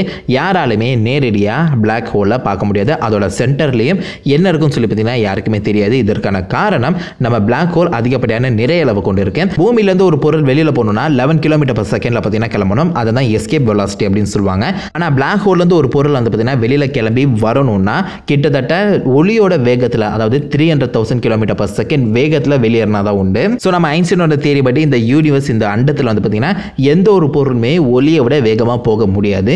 ஸோ அந்த ஒரு காரணத்தினால ஒளி கூட வந்து பார்த்தீங்கன்னா இந்த பிளாக் ஹோல்லேருந்து வெளியில் தப்பிச்சு வரல. ஸோ அதனால் அஃப்கோர்ஸ் எந்த ஒரு ஒளியுமே வராத அந்த சமயத்தில் தான் அது வந்து கருப்பாக இருக்குது, பிளாக்காக இருக்குது. ஸோ இதனால் அந்த கருந்துளையை பற்றி படிக்கிறதுங்கிற விஷயம் பார்த்தீங்கன்னா ரொம்பவே கஷ்டமாக இருக்கும். அதை சுற்றி மிதக்கிற ஆப்ஜெக்ட்ஸை வச்சு தான் வந்து பார்த்தீங்கன்னா அந்த கருந்துளைக்கான டெஃபினிஷன்ஸ், டெரிவேட்டிவ்ஸ்லாம் வந்து பார்த்தீங்கன்னா கொடுக்கப்படுது. ஸோ அந்த வகையில் அந்த கருந்துளையை அதை சுற்றி இருக்க ஆப்ஜெக்ட்ஸை வச்சு மட்டும் தான் பார்த்தீங்கன்னா நம்மளால் வந்து பார்க்க முடியும். ஸோ அந்த வகையில் கருந்துளையை சுற்றி ஏகப்பட்ட டஸ்ட் பார்ட்டிகல்ஸ் வளம் வந்துட்டு இருந்தாலும் அதோட மாஸோட ரொம்பவே கம்மி மாஸ் கொண்டு வரல ஃபோட்டான்ஸ், அதாவது லைட் பார்ட்டிகல்ஸ் எல்லாமே வந்து பார்த்தீங்கன்னா பிளாக் ஹோல் கருந்துளைக்கு பக்கத்திலே வந்து சுற்றி வருமா. அதுதான் ஈவென்ட் ஹாரைசன் அப்படின்னு சொல்லுவாங்க. ஸோ இந்த ஈவென்ட் ஹரைசன் தான் வந்து பார்த்தீங்கன்னா ஒரு பவுண்ட்ரி மாதிரி. இதுக்கு வெளியில் இருக்க எந்த ஒரு பொருளுமே வந்து அந்த ஈவென்ட் ஹரைசன் வந்து உள்ளே போகாது. அப்படி உள்ளே போயிடுச்சுன்னா எந்த ஒரு பொருளுமே பார்த்தீங்கன்னா வெளியில் வராது. சிங்குலாரிட்டியோட ஈர்ப்பு விசை வந்து பார்த்தீங்கன்னா இந்த ஈவென்ட் ஹரைசனுக்கு உள்ளே தான் ரொம்பவே ஸ்ட்ராங்காக இருக்கும். ஸோ இந்த ஈவென்ட் ஹரைசன் ரேடியஸ் தான் வந்து பார்த்தீங்கன்னா ஸ்வாஷ்ஃபீல்ட் ரேடியஸ் அப்படின்னு சொல்லுவாங்க. இதுக்குள்ளே ஒளியே போனாலும் அது வெளியில் வராது. ஆனால் சில ஒளி துகள்கள் வந்து பார்த்திங்கன்னா இந்த மாதிரி அந்த ஈவென்ட் ஹரைசனை வந்து கிரேஸ் பண்ணிட்டு, அதாவது லைட்டாக மேலோட்டமாக அப்படியே உரசிக்கிட்டே வெளியில் தூக்கி எறியப்படுமா. ஸோ அந்த லைட்டு தான் வந்து பார்த்திங்கன்னா அதை சுற்றி ஒரு சில்வர் லைனிங் வந்து ஃபார்ம் பண்ணப்படுது. அது மட்டும் இல்லாமல் நம்மளுக்கு தெளிவாக ஒரு பவுண்ட்ரி லேயரே வந்து பார்த்திங்கன்னா அது வந்து கொடுக்குது. ஸோ இதை தாண்டி கிட்டத்தட்ட 3 ஸ்வாஷ்ஃபீல்ட் ரேடியஸ் அளவுகள் வந்து பார்த்திங்கன்னா இந்த மார்ஸ் அக்ரீஷன் டிஸ்க் வந்து சுற்றி வளம் வந்துட்டு இருக்கும். ஸோ இந்த அக்ரீஷன் டிஸ்க் டெக்னிக்கலாக பார்க்கும்போது கருந்துளையாட இழுத்து உருக்குலைக்கப்பட்டு சிதைக்கப்பட்ட இந்த கிரகங்கள், அதுக்குள்ளேருந்து வெளியிடப்பட்ட அந்த பார்ட்டிகல்ஸ் தான். அதை தனி இந்த அக்ரீஷன் டிஸ்குகளில் ஏகப்பட்ட கற்பாறைகள், நிறைய டஸ்ட் பார்ட்டிகல்ஸ் கூட பார்த்தீங்கன்னா இருக்கலாம். ஸோ இந்த எல்லாமே நம்முடைய பிளாக் ஹோல் கருந்துளையை சுற்றி மிகவும் வேகமாக வளம் வருமா. நம்ம கண்ணுக்கு தான் இந்த அக்ரீஷன் டிஸ்க் வந்து பார்த்தீங்கன்னா பார்க்கறதுக்கு ரொம்பவே விசித்திரமாக இந்த மாதிரி அந்த கருந்துளையை சுற்றி வளம் வர மாதிரி தெரியுது. ஆனால் டெக்னிக்கலாக பார்க்கும்போது நம்முடைய சனி கிரகம் மாதிரி ஒரே ஒரு பிளேனில் தான் சுற்றி வலம் வருதாம். அது மட்டும் இல்லாமல் மிகவும் வேகமாக சுற்றுற அந்த காற்றுனால இந்த டிஸ்கோட டெம்பரேச்சரே வந்து பார்த்திங்கன்னா பல மில்லியன் டிகிரி செல்சியஸ் வந்து இருக்குன்னு சொல்கிறாங்க. லைட் கூட இதுக்குள்ள அடங்கும் அப்படின்னு சொல்லி பார்த்தீங்கன்னா பேசப்படுது. சரி, சனி கிரகத்தோட அந்த வளைய மாதிரியே இதுவும் ஒரே பிளேனில் சுற்றி வருதுன்னா நம்ம கண்ணுக்கு மிகவும் பிரம்மாண்டமாக ரொம்பவே விசித்திரமாக தெரியுது. அதற்கான காரணம் நீங்கள் வந்து கேட்பீங்க. நான் முன்னாடியே சொன்னேன், இந்த கருந்துளை ஒளியையே வந்து பார்த்திங்கன்னா வளைக்கக்கூடிய தன்மை கொண்டது, மிகவும் சக்தி வாய்ந்தது. ஸோ அதனால் இந்த அக்ரிஷன் டிஸ்கோட மேற்பரப்பையும் கீழ்பரப்பையும் இந்த பக்கம் இருக்க கருந்துளையோட ஈர்ப்பு விசை வந்து பார்த்தீங்கன்னா அதிகப்படியாக பெண்ட் பண்ணுற அந்த காரணத்தினால நம்ம கண்ணுக்கு இந்த கருந்துளைக்கு 2 வகையான வளையங்கள் இருக்க மாதிரி பார்த்தீங்கன்னா தெரியுது. ஆனால் டெக்னிக்கலாக பார்க்கும்போது ஒரு வளையத்தை தான் வந்து பார்த்திங்கன்னா இந்த பக்கம் கருந்துளை வித்தியாசமாக நம்ம கண்ணுக்கு வந்து தெரிய வைக்குது. இல்லூஷன் அப்படின்னு சொல்லுவாங்களே, அதுதான் இது. அது மட்டும் இல்லாமல் நல்லா நோட் பண்ணி பார்த்தீங்கன்னா இந்த கருந்துளையோட ஒரு பக்கம் நல்லாவே பிரைட்டாக இருக்கும், மறுபக்கம் வந்து பார்த்திங்கன்னா கொஞ்சம் இருட்டாக இருக்க மாதிரி தெரியும். இப்போ லேட்டஸ்ட்டாக எடுக்கப்பட்ட புகைப்படத்துலேயும் அப்படி தான் இருந்துச்சு. இதற்கான காரணம் ஒரு பக்கம் ஒளி நம்மளை நோக்கி வருது, இன்னொரு பக்கம் ஒளி நம்மளை விட்டு பார்த்திங்கன்னா தூரமாக போகுது. ஸோ அதனால தான் வர பக்கம் வந்து நம்மளுக்கு கொஞ்சம் பிரைட்டாக தெரியுது, அந்த போகிற பக்கம் கொஞ்சம் டார்க்காக இருக்குது. இதை தாண்டி மக்கள் மத்தியில் ஒரு விசித்திரமான தாட் வந்து இருக்கலாம். அதாவது இந்த கருந்துளை சுற்றி இருக்க எல்லா விஷயங்களுமே இழுத்து தனக்குள்ளே போட்டுக்கும் சொல்லி. அஃப்கோர்ஸ், ஆனால் இது எல்லாமே வந்து பார்த்தீங்கன்னா இந்த ஈவன் ஹாரிசனை தாண்டி உள்ளே போகும்போது மட்டும்தான். அதுக்கு வெளியில் இருக்க வரைக்கும் இந்த கருந்துளை எந்த ஒரு பொருளையும் வந்து பார்த்தீங்கன்னா அந்த அளவுக்கு ஈர்க்காது. அதாவது நம்முடைய சூரிய கிரகத்தில் சூரியன் அளவுக்கு ஒரு கருந்துளை இடம் பெற்றா நம்முடைய பூமி பக்கத்தில் இருக்க எல்லா கிரகங்களும் பார்த்தீங்கன்னா அந்த கருந்துளைக்குள்ள போய் விழுந்துடாது. இப்போ எந்தெந்த இடத்துல அது வந்து சுற்றி வளம் வந்துட்டு இருக்கோ அதே இடத்துல தான் இருக்கும். என்ன இருட்டாகவும் குளிராகவும் இருக்கும், அவ்வளோதான். ஏன்னா சூரியனே போயிடுச்சுல. இப்போ நான் சொன்ன எல்லா விஷயங்களுமே அந்த கருந்துளையோட வெளியில் இருக்க விஷயங்களை மட்டும் நம்ம வந்து கணிச்சு சொல்லப்பட்ட விஷயங்கள் தான். அதை தாண்டி கருந்துளைக்குள்ள என்ன இருக்கு, அது எப்படி இருக்குன்னு சொல்லி இது வரைக்கும் யாராலுமே, எனக்கு தெரிஞ்சு ஃபியூச்சரில் கூட யாராலுமே பார்த்தீங்கன்னா சொல்ல முடியாது. பட் ஏகப்பட்ட தியரிஸ் இருக்கு. சப்போஸ் அந்த கருந்துளைக்குள்ள நீங்கள் வந்து விழுந்துட்டீங்கன்னா என்ன ஆகும் உங்களுக்கு? அஃப்கோர்ஸ் இறந்துடுவீங்க. ஆனால் நீங்கள் விழுற அந்த விஷயத்தை நான் தூரத்துலேருந்து பார்த்துட்டு இருந்தேன்னா எனக்கும் உங்களுக்கும் அந்த விளைவு, அந்த நிகழ்வு எப்படி தெரியும் சொல்லி வந்து பார்ப்போம். சப்போஸ் நீங்கள் அந்த கருந்துளைக்குள்ள விழுறீங்க, நான் தூரமாக உட்காந்து பார்த்துட்டு இருக்கேன், என்கிட்ட ஒரு வாட்ச் இருக்கு, உங்ககிட்டயும் ஒரு வாட்ச் இருக்கு, 2 பேர்கிட்டயும் ஒரே டைம் தான் பார்த்தீங்கன்னா ஓடிட்டு இருக்கு. பட் நீங்கள் அந்த விழ கொஞ்சம் கொஞ்சமாக அந்த பிளாக் ஹோல் கருந்துளை நோக்கி போக போக உங்களோட வாட்ச் வந்து பார்த்தீங்கன்னா என் கண்ணுக்கு ஸ்லோவாக சுற்றுற மாதிரி தெரியும். அதே மாதிரி உங்களோட கண்ணுக்கு என்னோட வாட்ச் வந்து பார்த்தீங்கன்னா ரொம்பவே வேகமாக சுற்றுற மாதிரி தெரியும்.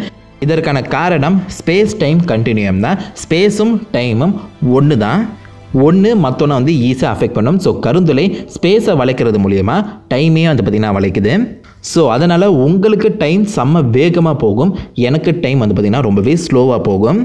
ஸோ இதன் மூலிமா டைம் ட்ராவல் கூட பார்த்திங்கன்னா பண்ணலாம். சப்போஸ் நீங்கள் அந்த பிளாக் ஹோலுக்குள்ளே விழுந்து உயிரோட வெளியில் வந்துட்டிங்கன்னா உங்களுக்கு டைம் வந்து பார்த்திங்கன்னா ரொம்பவே வேகமாக போயிருக்கும். நீங்கள் ஃப்யூச்சரில் இருப்பீங்க, பட் சேம் வயசில். இதுதான் பார்த்திங்கன்னா இன்டர்ஸ்டெல்லாரில் ரொம்பவே அழகாக கிறிஸ்டோபர் நோலன் வந்து சொல்லியிருப்பாரு. பட் அது வந்து ஃபிக்ஷன். நிஜ வாழ்க்கையில் கண்டிப்பாக நீங்கள் வந்து உயிரோடு திரும்ப போகிறது கிடையாது. நீங்கள் விழ விழ என்னோட கண்ணுக்கு உங்களோட உடம்பு வந்துன்னா ரொம்பவே நீளமாகிட்டு போகிற மாதிரி தெரியும். அதாவது ஒரு நூடுல்ஸ் மாதிரி பார்த்திங்கன்னா மாறிட்டு இருக்க மாதிரி தெரியும். இதை தான் ஸ்பெகட்டிஃபிகேஷன் அப்படின்னு சொல்லி வந்து காயின் பண்ணியிருக்காங்க. உங்களோட உடம்பு வந்து ஒரு நூடுல்ஸ் மாதிரி மாறிடும். ஸோ இது நீங்கள் அந்த ஈவன் ஹாரிசனுக்கு இந்த பக்கம் இருக்க வரைக்கும் தான். அந்த ஈவன் ஹாரிசனை ரீச் பண்ணிட்ட அப்புறம் நீங்கள் என்னோட கண்ணுக்கு அப்படியே ஒரே இடத்துல நிலையாக நிற்கிற மாதிரி தான் இருக்கும். என்னோட கண்ணுக்கு நீங்கள் ஃப்ரீஸ் ஆகிடுவீங்க. பட் நீங்கள் ஆல்ரெடி அந்த பிளாக் ஹோலுக்கு வந்து போயிட்டுருப்பீங்க. இதற்கான காரணம் அந்த ஈவன் ஹாரிசனை தாண்டி எந்த ஒரு ஒளியுமே பார்த்திங்கன்னா வெளியில் வராது. ஸோ ஒளியை பார்த்தா தான் நீங்கள் என்ன செய்கிறீங்கன்னு சொல்லி என் கண்ணுக்கு வந்து கிளியராக தெரியும். ஸோ அந்த ஈவன் ஹாரிசனை தாண்டி ஒளியே இல்லாத அந்த சமயத்தில் என்னோட கண்ணுக்கு நீங்கள் ஒரே இடத்துல ஃப்ரீஸ் ஆகிடுவீங்க. அதே மாதிரி உங்களோட உடம்பு வந்து பார்த்திங்கன்னா சிவப்பாக மாறிட்டு இருக்கும். இதற்கான காரணம் ஒளிகளோட அலை நீளம், அதாவது வேவ் லென்த் அப்படின்னு சொல்லுவாங்கள்ல. ரெட்டுக்கு வந்து வேவ் லென்த் அதிகம். ஸோ சீக்கிரமாக அது வந்து என் கண்ணுக்கு வந்து சேர்ந்துடும். ஆனால் ப்ளூ வந்து பார்த்திங்கன்னா ஸ்கேட்டர் ஆகிறது மட்டும் இல்லாமல் கொஞ்சம் கொஞ்சமாக என் கண்ணில் இருந்து நீங்கள் மறைஞ்சிட்டே இருப்பீங்க. அண்ட் அதை தாண்டி உங்களுக்கு என்ன நடந்துச்சு, நீங்கள் உயிரோடு இருக்கீங்களா இறந்துட்டீங்களா சொல்லி பார்த்தீங்கன்னா எனக்கு வெளியில் இருக்க எனக்கு தெரியாது. ஸோ இது வந்து ஒரு தேரி. இதை தாண்டி சப்போஸ் நீங்கள் வந்து உள்ளே விழுந்துட்டீங்கன்னா பாசிபிளி ஆஃப்கோர்ஸ் நீங்கள் வந்து இறந்துருப்பீங்க. அப்படி இல்லைனா மேபி அந்த பிளாக் ஹோலுக்குள்ளே ஒரு வார்ம் ஹோல் இருக்கலாம், அது வேற ஒரு யூனிவர்ஸுக்கு பார்த்தீங்கன்னா கனெக்ட் பண்ணப்படலாம் அப்படின்னு சொல்லி வந்து ஒரு பேச்சு வந்து போயிட்டு இருக்கு. இதுவும் ஒரு தியரி தான், ஜஸ்ட் ஒரு கெஸ் ஒர்க். அண்ட் இந்த யூனிவர்ஸில் நடக்கிற எல்லா விஷயங்களுமே உங்களால் ஒரு நொடிக்குள்ளே வந்து பார்த்தீங்கன்னா பார்த்து முடிச்சிட முடியும் அப்படின்னு சொல்கிறாங்க. ஏன்னா உங்களுக்கு வந்து அந்த டைம் ரொம்பவே வேகமாக போகும். ஸோ இந்த மாதிரி மாதிரி இயற்பியல் பிசிக்ஸ் லாஸை பார்த்தீங்கன்னா மொத்தமாக கம்ப்ளீட்டாக மாற்றி அமைக்குது இந்த கருந்துளை. ஸோ இந்த அளவுக்கு பயங்கரமாக இருக்குது இந்த கருந்துளை. இதுக்கு முடிவு இல்லையானா இருக்கு. ஏன்னா இந்த அண்டத்தில் எந்த ஒரு பொருளுக்கு ஆரம்பம் சொல்லி ஒன்று இருக்கும், அதுக்கு கண்டிப்பாக முடிவுன்னு ஒன்று இருக்கு. கருந்துளை ஒரு வேக்கம் கிளீனர் கிடையாது. சுற்றி இருக்க எல்லா பொருட்களையுமே தனக்குள்ள வாரி போட்டுக்காது. பட் அதுடைய அந்த எல்லையை தாண்டி ஈவன் ஹரைசன் தாண்டி ஏதாச்சும் ஒரு பொருள் உள்ளே போச்சுன்னா ஒளியோட வேகத்தில் வெளியில் வர ட்ரை பண்ணாலும் அது வரது கஷ்டமாக போயிடும். ஸோ பிளாக் ஹோலுக்குள்ளே போச்சுன்னா வெளியில் வரதுங்கிறது ரொம்பவே கஷ்டமான ஒரு விஷயம். அதனால தான் பிளாக் ஹோலில் நீங்கள் கருப்பாக பார்க்குறீங்க. உள்ளே போனால் அந்த வெளிச்சம் கூட நம்மளுக்கு வெளியில் தெரியல. ஈவன் ஹரைசனுங்கிறது அந்த கருப்பை சுற்றி இருக்க ஒரு வளையம் போல் இருக்குதுல்ல, அதுதான் கிட்டத்தட்ட ஒரு கிணறு மாதிரி இதை நீங்கள் கன்சிடர் பண்ணிக்கலாம். ஸோ கிணறோட அந்த எல்லை சுவர் தான் ஈவன் ஹரைசன். ஸோ அதை எட்டி பார்த்தீங்கன்னா உள்ளே போயிடுவீங்க. சிம்பிள். சரி, இப்போ அந்த சுற்றி இருக்க நட்சத்திரங்கள் கிரகங்கள் சொல்லி எல்லாத்தையுமே இந்த பக்கம் பிளாக் ஹோல் கன்சியூம் பண்ணிட்டு இருக்கும்போது அது எங்கே தான் போகுது? கம்ப்ளீட்டாக அழிஞ்சிருச்சா, இல்லை பிளாக் ஹோலுக்குள்ளே போய் அது மொத்தமாக அடைஞ்சு கிடக்குதா? அப்படி உள்ளே போகிற பொருளோட அந்த இன்ஃபர்மேஷன் அதோடைய எனர்ஜியை யார் அப்சர்வ் பண்ணிக்கிறான்? இப்போ நீங்கள் வெளியிலேருந்து அந்த பிளாக் ஹோலை அழிக்கிறதுக்காக ஒரு ஏவுகணையோ இல்லை ஒரு மிசைல் இல்லைனா ஒரு நியூக்ளியர் பாம்பே போட்டாலும் அதை சிம்பிளாகவே அந்த பிளாக் ஹோல் உள்ளே இழுத்துக்கும். அது எந்த ஒரு வகையிலுமே பிளாக் ஹோலை பாதிக்காது. லிட்டரலி நீங்கள் போடுற எல்லா விஷயங்களும் பிளாக் ஹோலை பெருசாக்க தான் பார்க்கும். சரி, இப்போ நான் இந்த பிளாக் ஹோலை போட்டு தல இன்னொரு பிளாக் ஹோல் ஈக்குவல் சைஸில் இருக்க ஒரு பிளாக் ஹோலை யூஸ் பண்ணி ரெண்டுத்துமே மோத விட்டு என்ன நடக்கும்னு நினைக்கிறீங்க? நம்ம சூரிய குடும்பத்தை விடவே பிரம்மாண்டமான பிளாக் ஹோல்ஸ்லாம் இந்த அண்டத்தில் சுற்றி தான் இருக்கு. நம்ம மில்கி வே கேலக்சியில் மட்டும் எடுத்து பார்த்தீங்கன்னா 100 மில்லியன் பிளாக் ஹோல்ஸ் இருக்கிறதுக்கான வாய்ப்புகள் அதிகம். எல்லா சைஸ் எல்லா ரேஞ்சிலையுமே பார்த்தீங்கன்னா பிளாக் ஹோல்ஸ் இருக்கு. பட் இப்படி என்னதான் அதிகமான கருந்துளைகள் இருந்தாலும் இது ஒன்னொன்று மோதிக்கிறதுங்கிறது ரொம்பவே ரேரான விஷயம். ஏன்னா இங்கே ஸ்பேஸ் விண்வெளியை எடுத்து பார்த்தீங்கன்னா ரொம்பவே அகலமானது. ஃபார் எக்ஸாம்பிள் இந்த ஆஸ்ட்ராய்ட் பெல்ட்னு சொல்லுவாங்கல்ல, விண்கற்கள் நிரம்பிய நம்ம செவ்வாய்க்கு பின்னாடி இருக்க அந்த ஆஸ்ட்ராய்ட் பெல்ட்டில் ஒவ்வொரு கற்களும் பக்கத்தில் இருக்குது. ஒரு கல்லுக்கும் இன்னொரு கல்லுக்கும் 1000 கிலோமீட்டராவது அட்லீஸ்ட் டிஸ்டன்ஸ் இருக்கும். ஸோ விண்வெளி மிக பிரம்மாண்டமானது. நீங்கள் குறிப்பாத்து அடித்தாலும் 2 பிளாக் ஹோல் ஒவ்வொன்றும் மிஸ் ஆகி போயிடுமே தவிர்த்து டைரக்டாக மோதுறதுங்கிறது ரொம்பவே ரேரான விஷயம். ஸோ சப்போஸ் நம்ம ஹைப்போதெட்டிக்கலாக இந்த மாதிரி 2 பிளாக் ஹோலை ஒன்றுத்துக்கு மேலே ஒன்றா ஏவி விட்டோம்னா 2 விதமான அவுட்கம்ஸ் நடக்கும். ஒன்று, 2 பிளாக் ஹோலும் ஃபார் எக்ஸாம்பிள் ஒரே சைஸ் ஒரே மாதிரியான கிராவிடேஷன் புல்லை வெளிப்படுத்துகிற மாதிரி இருந்துச்சுன்னா 2 பிளாக் ஹோலும் ஆரம்பத்தில் பக்கத்தில் வரும், நேராக மோதிக்கிற மாதிரி தான் வரும். பட் அந்த கிராவிடேஷனுங்கிறது இந்த பிளாக் ஹோலை அதோடைய இடத்தை விட்டு நகர்த்த பார்க்கும். ஒரு பிளாக் ஹோல கிராவிடேஷனல் புல் வந்து மற்ற பிளாக் ஹோலை உண்டுகோல் மாதிரி அப்படியே சுழற்றி இன்னொரு பக்கம் தள்ளி விட்டுரும். ஸ்லிங் ஷாட்னு சொல்லுவாங்க. ஸோ அந்த பாதையிலேருந்து மாற்றி இன்னொரு பாதையை நோக்கி தள்ளி விட்டுரும். அப்படி இல்லைனா 2 பிளாக் ஹோலோட அந்த கிராவிடேஷனல் புல்லுன்னு பார்த்தீங்கன்னா ஒரே மாதிரியான இடத்துல லாக் ஆகிடும். அதாவது பைனரி ஸ்டார்னு சொல்லி நீங்கள் கேள்விப்பட்டிருப்பீங்க. 2 நட்சத்திரங்கள் ஒன்று சுற்றி வளம் வருது. அதே மாதிரி இந்த 2 பிளாக் ஹோலும் அதோடைய அந்த ஆர்பிட் அதோடைய அந்த சுற்றுப்பாதையிலேயே லாக் ஆகிடும். அதாவது பைனரி பிளாக் ஹோல்ஸாக மாறும். ஸோ காலம் முழுக்கவே இந்த 2 பிளாக் ஹோல்ஸும் ஒன்று சுற்றி வரதுக்கான வாய்ப்புகள் ரொம்ப அதிகம். பட் இந்த மாதிரி சுற்றி வரும்போது அந்த 2 பிளாக் ஹோல்ஸுக்குள்ளே இருக்க அந்த எனர்ஜிங்கிற ஒரு விஷயம் பார்த்தீங்கன்னா காலப்போக்கில் குறையலாம். இதை ஹாக்கிங்ஸ் ரேடியேஷன் சொல்லுவாங்க. பட் இந்த ஹாக்கிங் ரேடியேஷனை நம்ம புரிஞ்சுக்கிறதுக்கு முன்னாடி இந்த குவாண்டம் பற்றின சில விஷயங்களை நம்ம தெரிஞ்சுக்கணும். ஸோ குவாண்டம் லெவலில் வெற்றிடம்ங்கிற ஒரு விஷயம் கிடையாது. என்னடா கிடையாதுன்ற? நான் இந்த பூமியை விட்டு வெளியில் போனால் இருக்கிறது எல்லாமே வெற்றிடம் தானே, விண்வெளியே வெற்றிடம் தானே சொல்கிறாங்க. எஸ், விண்வெளி வெற்றிடமாக இருந்தாலும் குவாண்டம் லெவலில் நீங்கள் பார்த்தீங்கன்னா அந்த வெற்றிடத்தில் நிறைய வெர்ச்சுவல் பார்ட்டிகல்ஸ் தொடர்ந்து மறைஞ்சிக்கிட்டே இருக்கும். இதை குவாண்டம் ஃப்ளக்சுவேஷன்ஸ்னு சொல்லுவாங்க. ஸோ இந்த இடத்துல நிறைய புது பார்ட்டிகல்ஸ் உருவாகி அது தொடர்ந்து ஒன்று மோதி கம்ப்ளீட்டாக அழியுது. ஸோ இந்த மாதிரி உருவாகக்கூடிய அந்த பார்ட்டிகல்ஸை வெர்ச்சுவல் பார்ட்டிகல்ஸ்னு சொல்லுவாங்க. ஸோ அதில் ஒன்று பாசிட்டிவாகவும் ஒன்று நெகட்டிவாகவும் இருக்கும். அதாவது ஒரு பார்ட்டிகளும் ஒரு ஆன்டி பார்ட்டிகளும் உருவாகி ரெண்டுமே ஒன்று மோதி கம்ப்ளீட்டாவே அழிஞ்சிரும். ஸோ அதனால அந்த வெற்றிடத்தில் பெரிய மாற்றங்கள்னு சொல்லி ஒன்றும் நடக்காது. பட் இந்த மாதிரி ஃப்ளக்சுவேஷன்ஸ் வெற்றிடத்தில் தொடர்ந்து நடந்துட்டு இருக்குங்கிறத இதுக்கு முன்னாடி 2015 ஒரு சின்ன ரிசர்ச் பண்ணி பார்த்தீங்கன்னா கண்டுபிடிச்சாங்க. பட் இந்த வெர்ச்சுவல் பார்ட்டிகல்ங்கிறத உங்களால் நேரடியாக பார்க்க முடியாது. அது நார்மல் பார்ட்டிகல் மாதிரி கிடையாது. ஸோ இந்த மாதிரி ஃப்ளக்சுவேஷன்ஸ்ங்கிறது தொடர்ந்து நடக்கும்போது அது கண்டிப்பாக பிளாக் ஹோல் பக்கத்துலையுமே நடக்கும். பிளாக் ஹோல் பக்கத்தில் நடக்கிற அந்த சமயத்தில் இந்த ஃப்ளக்சுவேஷன்ஸ் சில சமயங்களில் அந்த ஈவென்ட் ஹரைசனுக்கு வெளியிலையும் அண்ட் சம்டைம் பிளாக் ஹோலுக்குள்ளேயும் நடக்கிறதுக்கான வாய்ப்புகள் அதிகம்.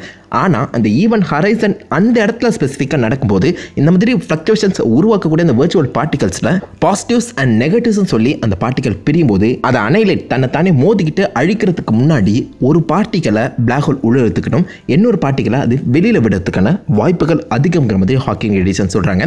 ஸோ அதன் மூலியமாக பாசிட்டிவ் எனர்ஜி கொண்டிருக்க அந்த பார்ட்டிகல்ஸ் வெளியிலையும் நெகட்டிவ் எனர்ஜி கொண்டிருக்க அந்த பார்ட்டிகல்ஸ் பிளாக் ஹோலுக்குள்ளேயும் போகலாம். ஸோ இப்படி போகும்போது நெகட்டிவ் எனர்ஜி இருக்க அந்த பார்ட்டிகல்ஸ் பிளாக் ஹோலுக்குள்ளே இருக்க அந்த வெர்ச்சுவல் பார்ட்டிக்கலில் இருக்க பாசிட்டிவ் எனர்ஜியை பார்த்தீங்கன்னா கம்ப்ளீட்டாக அழித்து நம்ம பிளாக் ஹோலோட எனர்ஜியை குறைக்கும். அதாவது பிளாக் ஹோலோட இந்த மொத்த நிறைய குறைக்கிறதுக்கான வாய்ப்புகள் அதிகம். ஸோ நீங்கள் வெளியிலேருந்து பார்க்கும்போது 2 பாசிட்டிவ் அண்ட் நெகட்டிவ் எனர்ஜிங்கிற ஒரு விஷயம் உருவாகி அதில் நெகட்டிவ் மட்டும் பிளாக் ஹோலுக்குள்ளே போயும் பாசிட்டிவ் பிளாக் ஹோலை விட்டு வெளியிலையும் வர மாதிரி உங்களுக்கு தெரியும். அதாவது பிளாக் ஹோலுக்குள்ளே இருந்து அந்த பாசிட்டிவ் எனர்ஜி வெளில வர மாதிரி தெரிஞ்சாலும் அந்த நெகட்டிவ் எனர்ஜிங்கிறது பிளாக் ஹோலுக்குள்ளே போய் அந்த பாசிட்டிவ் எனர்ஜியை கம்ப்ளீட்டாக அழிக்குது. அண்ட் இந்த ஒரு விஷயம் ஓவராலாக பார்க்கும்போது இந்த பிளாக் ஹோலோட நிறைய கம்ப்ளீட்டாக அழிக்குதுங்கிற மாதிரி சொல்கிறாங்க. ஸோ இது குவாண்டம் லெவலில் நடக்கும்போது இதோடைய மாற்றம்ங்கிறது ரொம்பவே மைன்யூட்டாக தான் இருக்கும். But it's not zero. அதாவது பிளாக் ஹோல் உள்ள இருக்க எந்த பொருளையும் வெளியில் விடாதுன்னு சொல்லி நம்ம பேசிகிட்டு இருக்க அந்த சமயத்தில் அது கம்ப்ளீட்டாக ஜீரோ கிடையாது. சில சமயங்களில் அது தெர்மல் ரேடியேஷனாகவும் சில சமயங்களில் இந்த மாதிரி பாசிட்டிவ் அண்ட் நெகட்டிவ் எனர்ஜியாகவும் அது வெளியில் விடப்படுது. இதை தான் ஹாக்கிங் ரேடியேஷன் மூலிமா ஸ்டீஃபன் ஹாக்கிங் தேரிஸ் பண்ணியிருந்தாரு. பட் அதுக்கான ப்ரூஃப் இது வரைக்கும் நம்மளுக்கு கிடைக்கல. இது நடக்கலாம்ங்கிறது ஒரு ஹைப்போதெசிஸாக தான் இப்போதைக்கு இருக்குது. ஸோ அப்படி நடக்கும் பட்சத்தில் பிளாக் ஹோலுக்குள்ளே நிறைய இந்த மாதிரி நெகட்டிவ் எனர்ஜி போகும்போது அதோடைய நிறைங்கிறது கொஞ்சம் கொஞ்சமாக குறைஞ்சு கடைசியில் கம்ப்ளீட்டாக அழிக்கப்படும். அதாவது சிம்பிளாக சொல்லி புரிய வைக்கணும்னா நீங்கள் வெயில் காலத்தில் வெளியில் போய் ஒரு டம்ளர் தண்ணீரை கீழே ஊற்றினீங்கன்னா அந்த தண்ணீர் வெயிலோட அந்த சூடு தாங்காமல் ஆவியாகுதுல, அதே மாதிரி தான் இந்த இடத்துல மொத்த பிளாக் ஹோலும் ஆவியாகுது. பட் இந்த இடத்துல சூடுங்கிறது பிளாக் ஹோலுக்குள்ளே வருது. ஸோ இந்த டெம்பரேச்சரை கணக்கெடுக்கிறதுக்காக ஸ்டீஃபன் ஹாக்கிங் இந்த மாதிரி ஒரு சின்ன ஃபார்முலாவை கொடுத்துருந்தாரு. ஸோ இதில் இந்த கீழே நீங்கள் பார்த்தீங்கன்னா மாசுங்கிறது இருக்கு.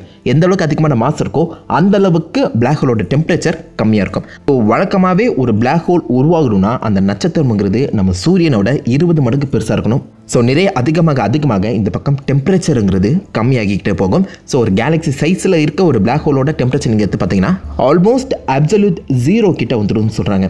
ஸோ அந்த அளவுக்கு டெம்பரேச்சருங்கிறது கம்மியாக இருக்கும். பட் இதுவே குட்டியாக இருக்கா நீங்கள் பிளாக் ஹோல் எடுத்து பார்க்கும்போது, ஃபார் எக்ஸாம்பிள் நம்ம நிலவு சைஸோ இல்லைனா ஒரு சின்ன விண்கல் சைஸோ இருக்க ஒரு பிளாக் ஹோலை நீங்கள் எடுத்து பார்த்தீங்கன்னா அது வெளிப்படுத்தக்கூடிய அந்த தெர்மல் ரேடியேஷனுங்கிறது அதிகமாக இருக்கும். அதனால் அதுக்குள்ளே நடக்கக்கூடிய அந்த ஹாக்கிங் ரேடியேஷனும் அதிவேகத்தில் இருக்கும். ஸோ ரொம்பவே குட்டியாக இருக்கக்கூடிய பிளாக் ஹோல்ஸ் சீக்கிரமாகவே அழிஞ்சிடும் சொல்கிறாங்க. ஸோ ஒரு சின்ன கெஸ்ட்டில் எடுத்து பார்க்கும்போது நம்ம மவுண்ட் எவரெஸ்ட் சைஸில் இருக்க ஒரு பிளாக் ஹோல் இந்த யூனிவர்ஸோட பிகினிங் அதாவது பிக் பேங் நடக்கும்போது உருவாகி இருந்துச்சுன்னா அது இந்நேரத்துக்கு அழிஞ்சிருக்கும். 13 பில்லியன் வருஷங்கள் கழித்து அழிஞ்சிருக்கும். என்னது ஹாக்கிங் ரேடியேஷனுங்கிறது பார்த்தீங்கன்னா வேகமானது கிடையாது, ரொம்பவே ஸ்லோ ப்ராசஸ். எல்லா வகையான அந்த பாசிட்டிவ் எனர்ஜியுமே எஸ்கேப் ஆகிடும்னு சொல்ல முடியாது. அப்படி எஸ்கேப் ஆகிற அந்த பாசிட்டிவ் எனர்ஜிக்கு பதிலாக பிளாக் ஹோல் தன்னுடைய அக்ரிஷன் டிஸ்கில் இருக்க பல விதமான மாஸ் நிறைந்த பொருட்களை தனக்குள்ளே இழுத்து போட்டுக்கும். ஸோ எந்த அளவுக்கு அந்த பாசிட்டிவ் எனர்ஜி உள்ள போதோ அதோட பல மடங்கு பொருட்களை இந்த பிளாக் ஹோல் தனக்குள்ளே போட்டுக்கிட்டே இருக்கு. பட் இட்ஸ் நாட் ஜீரோவாக இருக்கும்போது அது கொஞ்சம் கொஞ்சமாக அதோடைய நிறைங்கிறத இழந்துக்கிட்டே இருக்கு. பல லட்சம் கோடி வருஷங்கள் கழிச்சு தான் ஒரு பிளாக் ஹோலோட அழிவுங்கிறதே நடக்கும். பட் அந்த அழிகிறது சாதாரணமாக இருக்காது. ஏன்னா நிறை இந்த இடத்துல வந்து கம்மியாக அதோடைய எவாப்ரேஷன் வேகம்ங்கிறது அதிகமாக இருக்கும். இந்த ஃபார்முலா படி நிறைங்கிறது இந்த இடத்துல 0 ஆச்சுன்னா ஆப்வியஸ்லி இந்த டெம்பரேச்சர் பிளஸ் அதோடைய எவாப்ரேஷனுங்கிறது இன்ஃபைனைட்டாக மாறும். இன்ஃபைனைட்டாக இருக்கும்போது கண்டிப்பாக அது மிக பிரம்மாண்டமாக வெடிச்சு சதறும்னு சொல்லி நம்ம ஸ்டீஃபன் ஹாக்கிங் தேரிஸ் பண்ணியிருக்காரு. அது என்ன மாதிரி வெடிக்க போகுதுன்னு தெரியல. பாசிபிளி காமா வெடிப்பாக இருக்கிறதுக்கான வாய்ப்புகள் அதிகம். நம்ம வானத்தில் நடக்கக்கூடிய அந்த காமா ரேடியேஷன் மாற்றங்களை பார்த்தோம்னா நிறைய இடங்களில் திடீர்னு அந்த காமா ரேடியேஷன் பர்ஸ்ட்ங்கிறது பற்றின நடக்கும். இதுக்கான அர்த்தம் என்ன நமக்கு தெரியல. பட் பாசிபிளி அந்த குட்டி பிரைமோடியல் பிளாக் ஹோல்ஸ்னு சொல்லப்படுற அந்த கருந்துளைகள் பாசிபிளி அதோடைய வாழ்நாள் கடைசியை எட்டி காமா ரேஸா வெடிச்சு செதறி இருக்கலாம் சொல்லி ஆராய்ச்சியாளர்கள் சும்மா கெஸ் பண்றாங்க. பட் இது உண்மையாக தெரியல. பட் சப்போஸ் அந்த ஹாக்கிங் ரேடியேஷனுங்கிறது கன்ஃபார்ம் செய்யப்பட்டுச்சுன்னா அது இன்னும் பல கேள்விகளை எழுப்புது. மிக முக்கியமாக இந்த இன்ஃபர்மேஷன் பேரடாக்ஸ். ஸோ இப்போ நீங்கள் ஒரு ஆப்பில் எடுத்துக்கிட்டீங்கன்னா ஆப்பிளோட நிறம் அதுக்குள்ள என்ன மாதிரி ஆட்டம்ஸ் அரேஞ்ச் ஆகியிருக்குன்னு சொல்லி அது ஒரு வகையான இன்ஃபர்மேஷனை நம்மளுக்கு தெரியும். இந்த இன்ஃபர்மேஷனை வச்சு அந்த ஆப்பிள் எப்படி இருந்துச்சு சொல்லி ஆப்பில் பார்க்காமலே நம்மளால சொல்ல முடியும். குவாண்டம் லெவலில் என்ன சொல்றாங்கன்னா இந்த இன்ஃபர்மேஷன்ஸை யாராலுமே அழிக்க முடியாது. எனர்ஜி கேன் நெய்தர் பி கிரியேட்டடுங்கிறது இந்த நார்மல் ஃபிசிக்கல் லெவலில் இருக்கிறது. பட் இதுவே குவாண்டம் லெவலில் இன்ஃபர்மேஷன்ஸையுமே யாராலுமே அழிக்க முடியாது. பட் இந்த கருந்துளைக்குள்ள ஒரு பொருள் போச்சுன்னா அது வெளியிலே வராத அந்த சமயத்தில் உள்ள அந்த இன்ஃபர்மேஷன்ஸ் அழிஞ்சிச்சா அந்த மாதிரி அழிக்க முடியாதுன்னு சொல்லி குவாண்டம் தியரி ஒரு விஷயத்த சொல்லும்போது இந்த பிளாக் ஹோல் அந்த இன்ஃபர்மேஷன்ஸே அழிக்கதாங்கிற இன்னொரு கேள்வி எழும்புது. இந்த பேரடாக்ஸுக்கு இப்போதைக்கும் யார்கிட்டையுமே ஒரு தெளிவான பதில் இல்லை. ஸோ சில ஆராய்ச்சியாளர்கள் என்ன சொல்கிறாங்கன்னா இந்த மாதிரியான இந்த பொருட்கள் எல்லாமே பிளாக் ஹோலுக்குள்ளே போனாலும் அதோடைய இன்ஃபர்மேஷன் சப்போஸ் அந்த ஆப்பிளோட இன்ஃபர்மேஷனுங்கிறது இந்த பிளாக் ஹோலோட ஈவன் ஹரைசன்லேயே செட்டில் ஆகிடும். ஸோ ஹாக்கிங் ரேடியேஷன் வழியாக இந்த மாதிரி பாசிட்டிவ் எனர்ஜி வெளில வரும்போது அது கூடவே சேர்ந்து இந்த ஆப்பிளோட இன்ஃபர்மேஷன்ஸும் வெளியில் வரப்படலாம். ஸோ ஈவன் ஹரைசன்லேயே இன்ஃபர்மேஷன் செட்டில் ஆகி இருக்கலாம் சொல்லி சில ஆராய்ச்சியாளர்கள் சொல்கிறாங்க. சில பேர் வந்து ஹோலோகிராஃபிக் பிரின்சிபல்ங்கிற ஒரு விஷயத்தை கையில் எடுக்கிறாங்க. அதாவது இந்த ஆப்பிள் 3D ஃபார்மில் தான் அந்த பிளாக் ஹோலுக்குள்ளே போகுது. ஆனால் அந்த பிளாக் ஹோலோட அந்த ஈவன் ஹரைசன் நீங்கள் எடுத்து பார்த்தீங்கன்னா அது ஒரு சப்சர்ஃபேஸ் இல்லைன்னா ஒரு 2D சர்ஃபேஸ்னு சொல்லலாம். ஸோ இந்த பிளாக் ஹோலோட அந்த ப்ரொஜெக்ஷனுங்கிறது சப்சர்ஃபேஸில் ஒரு ஹோலோகிராஃபிக் ஃபார்மில் இருக்கலாம். ஸோ பிளாக் ஹோலுக்குள்ளே ஆப்பிள் 3D ஃபார்மில் இருந்தாலும் அதோடைய அந்த ப்ரொஜெக்ஷன் இந்த சப்சர்ஃபேஸில் 2D ஃபார்மில் தான் இருக்குது. ஸோ இதுதான் ஹோலோகிராஃபிக் பிரின்சிபல்னு சொல்கிறாங்க. அகைன் இவங்களும் அதோடைய அந்த ஈவன் ஹாரிசனில் தான் இன்ஃபர்மேஷன்ஸ் இருக்கலாம்ங்கிற மாதிரி மென்ஷன் செய்கிறாங்க. சில பேர் இதோடைய இன்ஃபர்மேஷனுங்கிறது பிளாக் ஹோலுக்குள்ளே தான் இருக்கும், அது ஃபைனலாக அது எவாப்ரேட் ஆகி வெடித்து செதறும் போது அப்போதைக்கு அதோடைய இன்ஃபர்மேஷன்ஸ் வெளிவிடப்படுங்கிற மாதிரி சொல்லப்படுது. அண்ட் நிறைய பேர் இன்னும் கொஞ்சம் ஒரு படி மேலே போய் இந்த பிளாக் ஹோலுக்குள்ளே நம்ம பார்த்தது கிடையாது, இந்த சிங்குலாரிட்டி எப்படி இருக்க போதும் நமக்கு தெரியல. பட் சப்போஸ் ஒரு வார்ம் ஹோல் மாதிரி ஏதாவது ஒன்று இருந்துச்சுன்னா அது வேற ஒரு இடத்துக்கு ஓப்பனிங்கை கொடுக்கும்.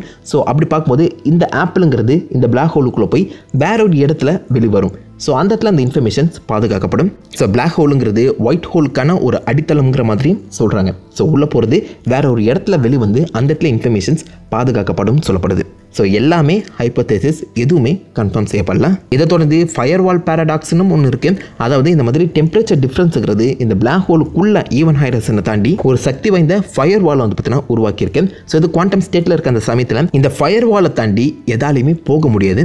ஸோ நீங்கள் பிளாக் ஹோலுக்குள்ளே போனாலும் இந்த ஃபயர் வால் உங்களை கம்ப்ளீட்டாகவே எரிச்சிடும். இந்த இடத்துல மட்டும் அந்த பிளாக் ஹோலுக்குள்ள டெம்பரேச்சர் ரொம்பவே அபரிவிதமாக இருக்குது. ஸோ நீங்கள் எரிச்சு சாம்பலான அப்புறம் அதில் இன்ஃபர்மேஷன்ஸ் வந்து பார்த்தீங்கன்னா ஆப்வியஸ்லி அந்த ஈவன் ஹாரிசனில் பாதுகாக்கப்படும் சொல்லப்படுது. பட் இதுக்கான கன்ஃபர்மேஷனும் கிடைக்கப்படல. இதை ஃபயர் வால் பேரடாக்ஸ்ன்னு சொல்லுவாங்க. இந்த மாதிரி பல பேரடாக்சஸ், பல கேள்விகள் கருந்துளையை சுற்றி இருக்க தான் செய்யுது. இதோடைய அழிவு என்ன மாதிரி இருக்கும்னு தெரியல.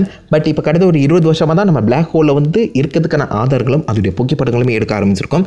மேபி ஃபியூச்சரில் இந்த பிளாக் ஹோல் எப்படி அழியுங்கிறதுக்கான அந்த ஆதாரங்கள் கிடைக்கலாம். அப்படி அழிகிற ஆதாரம் கிடைச்சிச்சுன்னா பிளாக் ஹோலுக்குள்ளே என்ன இருக்குங்கிறதுக்கான அந்த டீட்டெயில் நமக்கு தெளிவாக தெரிஞ்சிடும். இந்த மாதிரி அந்த பிளாக் ஹோல் வந்து அதோடைய அந்த ரேடியேஷன் மூலியமாக தன்னுடைய எனர்ஜி பருப்புன்னு சொல்லி எல்லாத்தையுமே இழக்கிறதுக்கான வாய்ப்புகள் அதிகம்.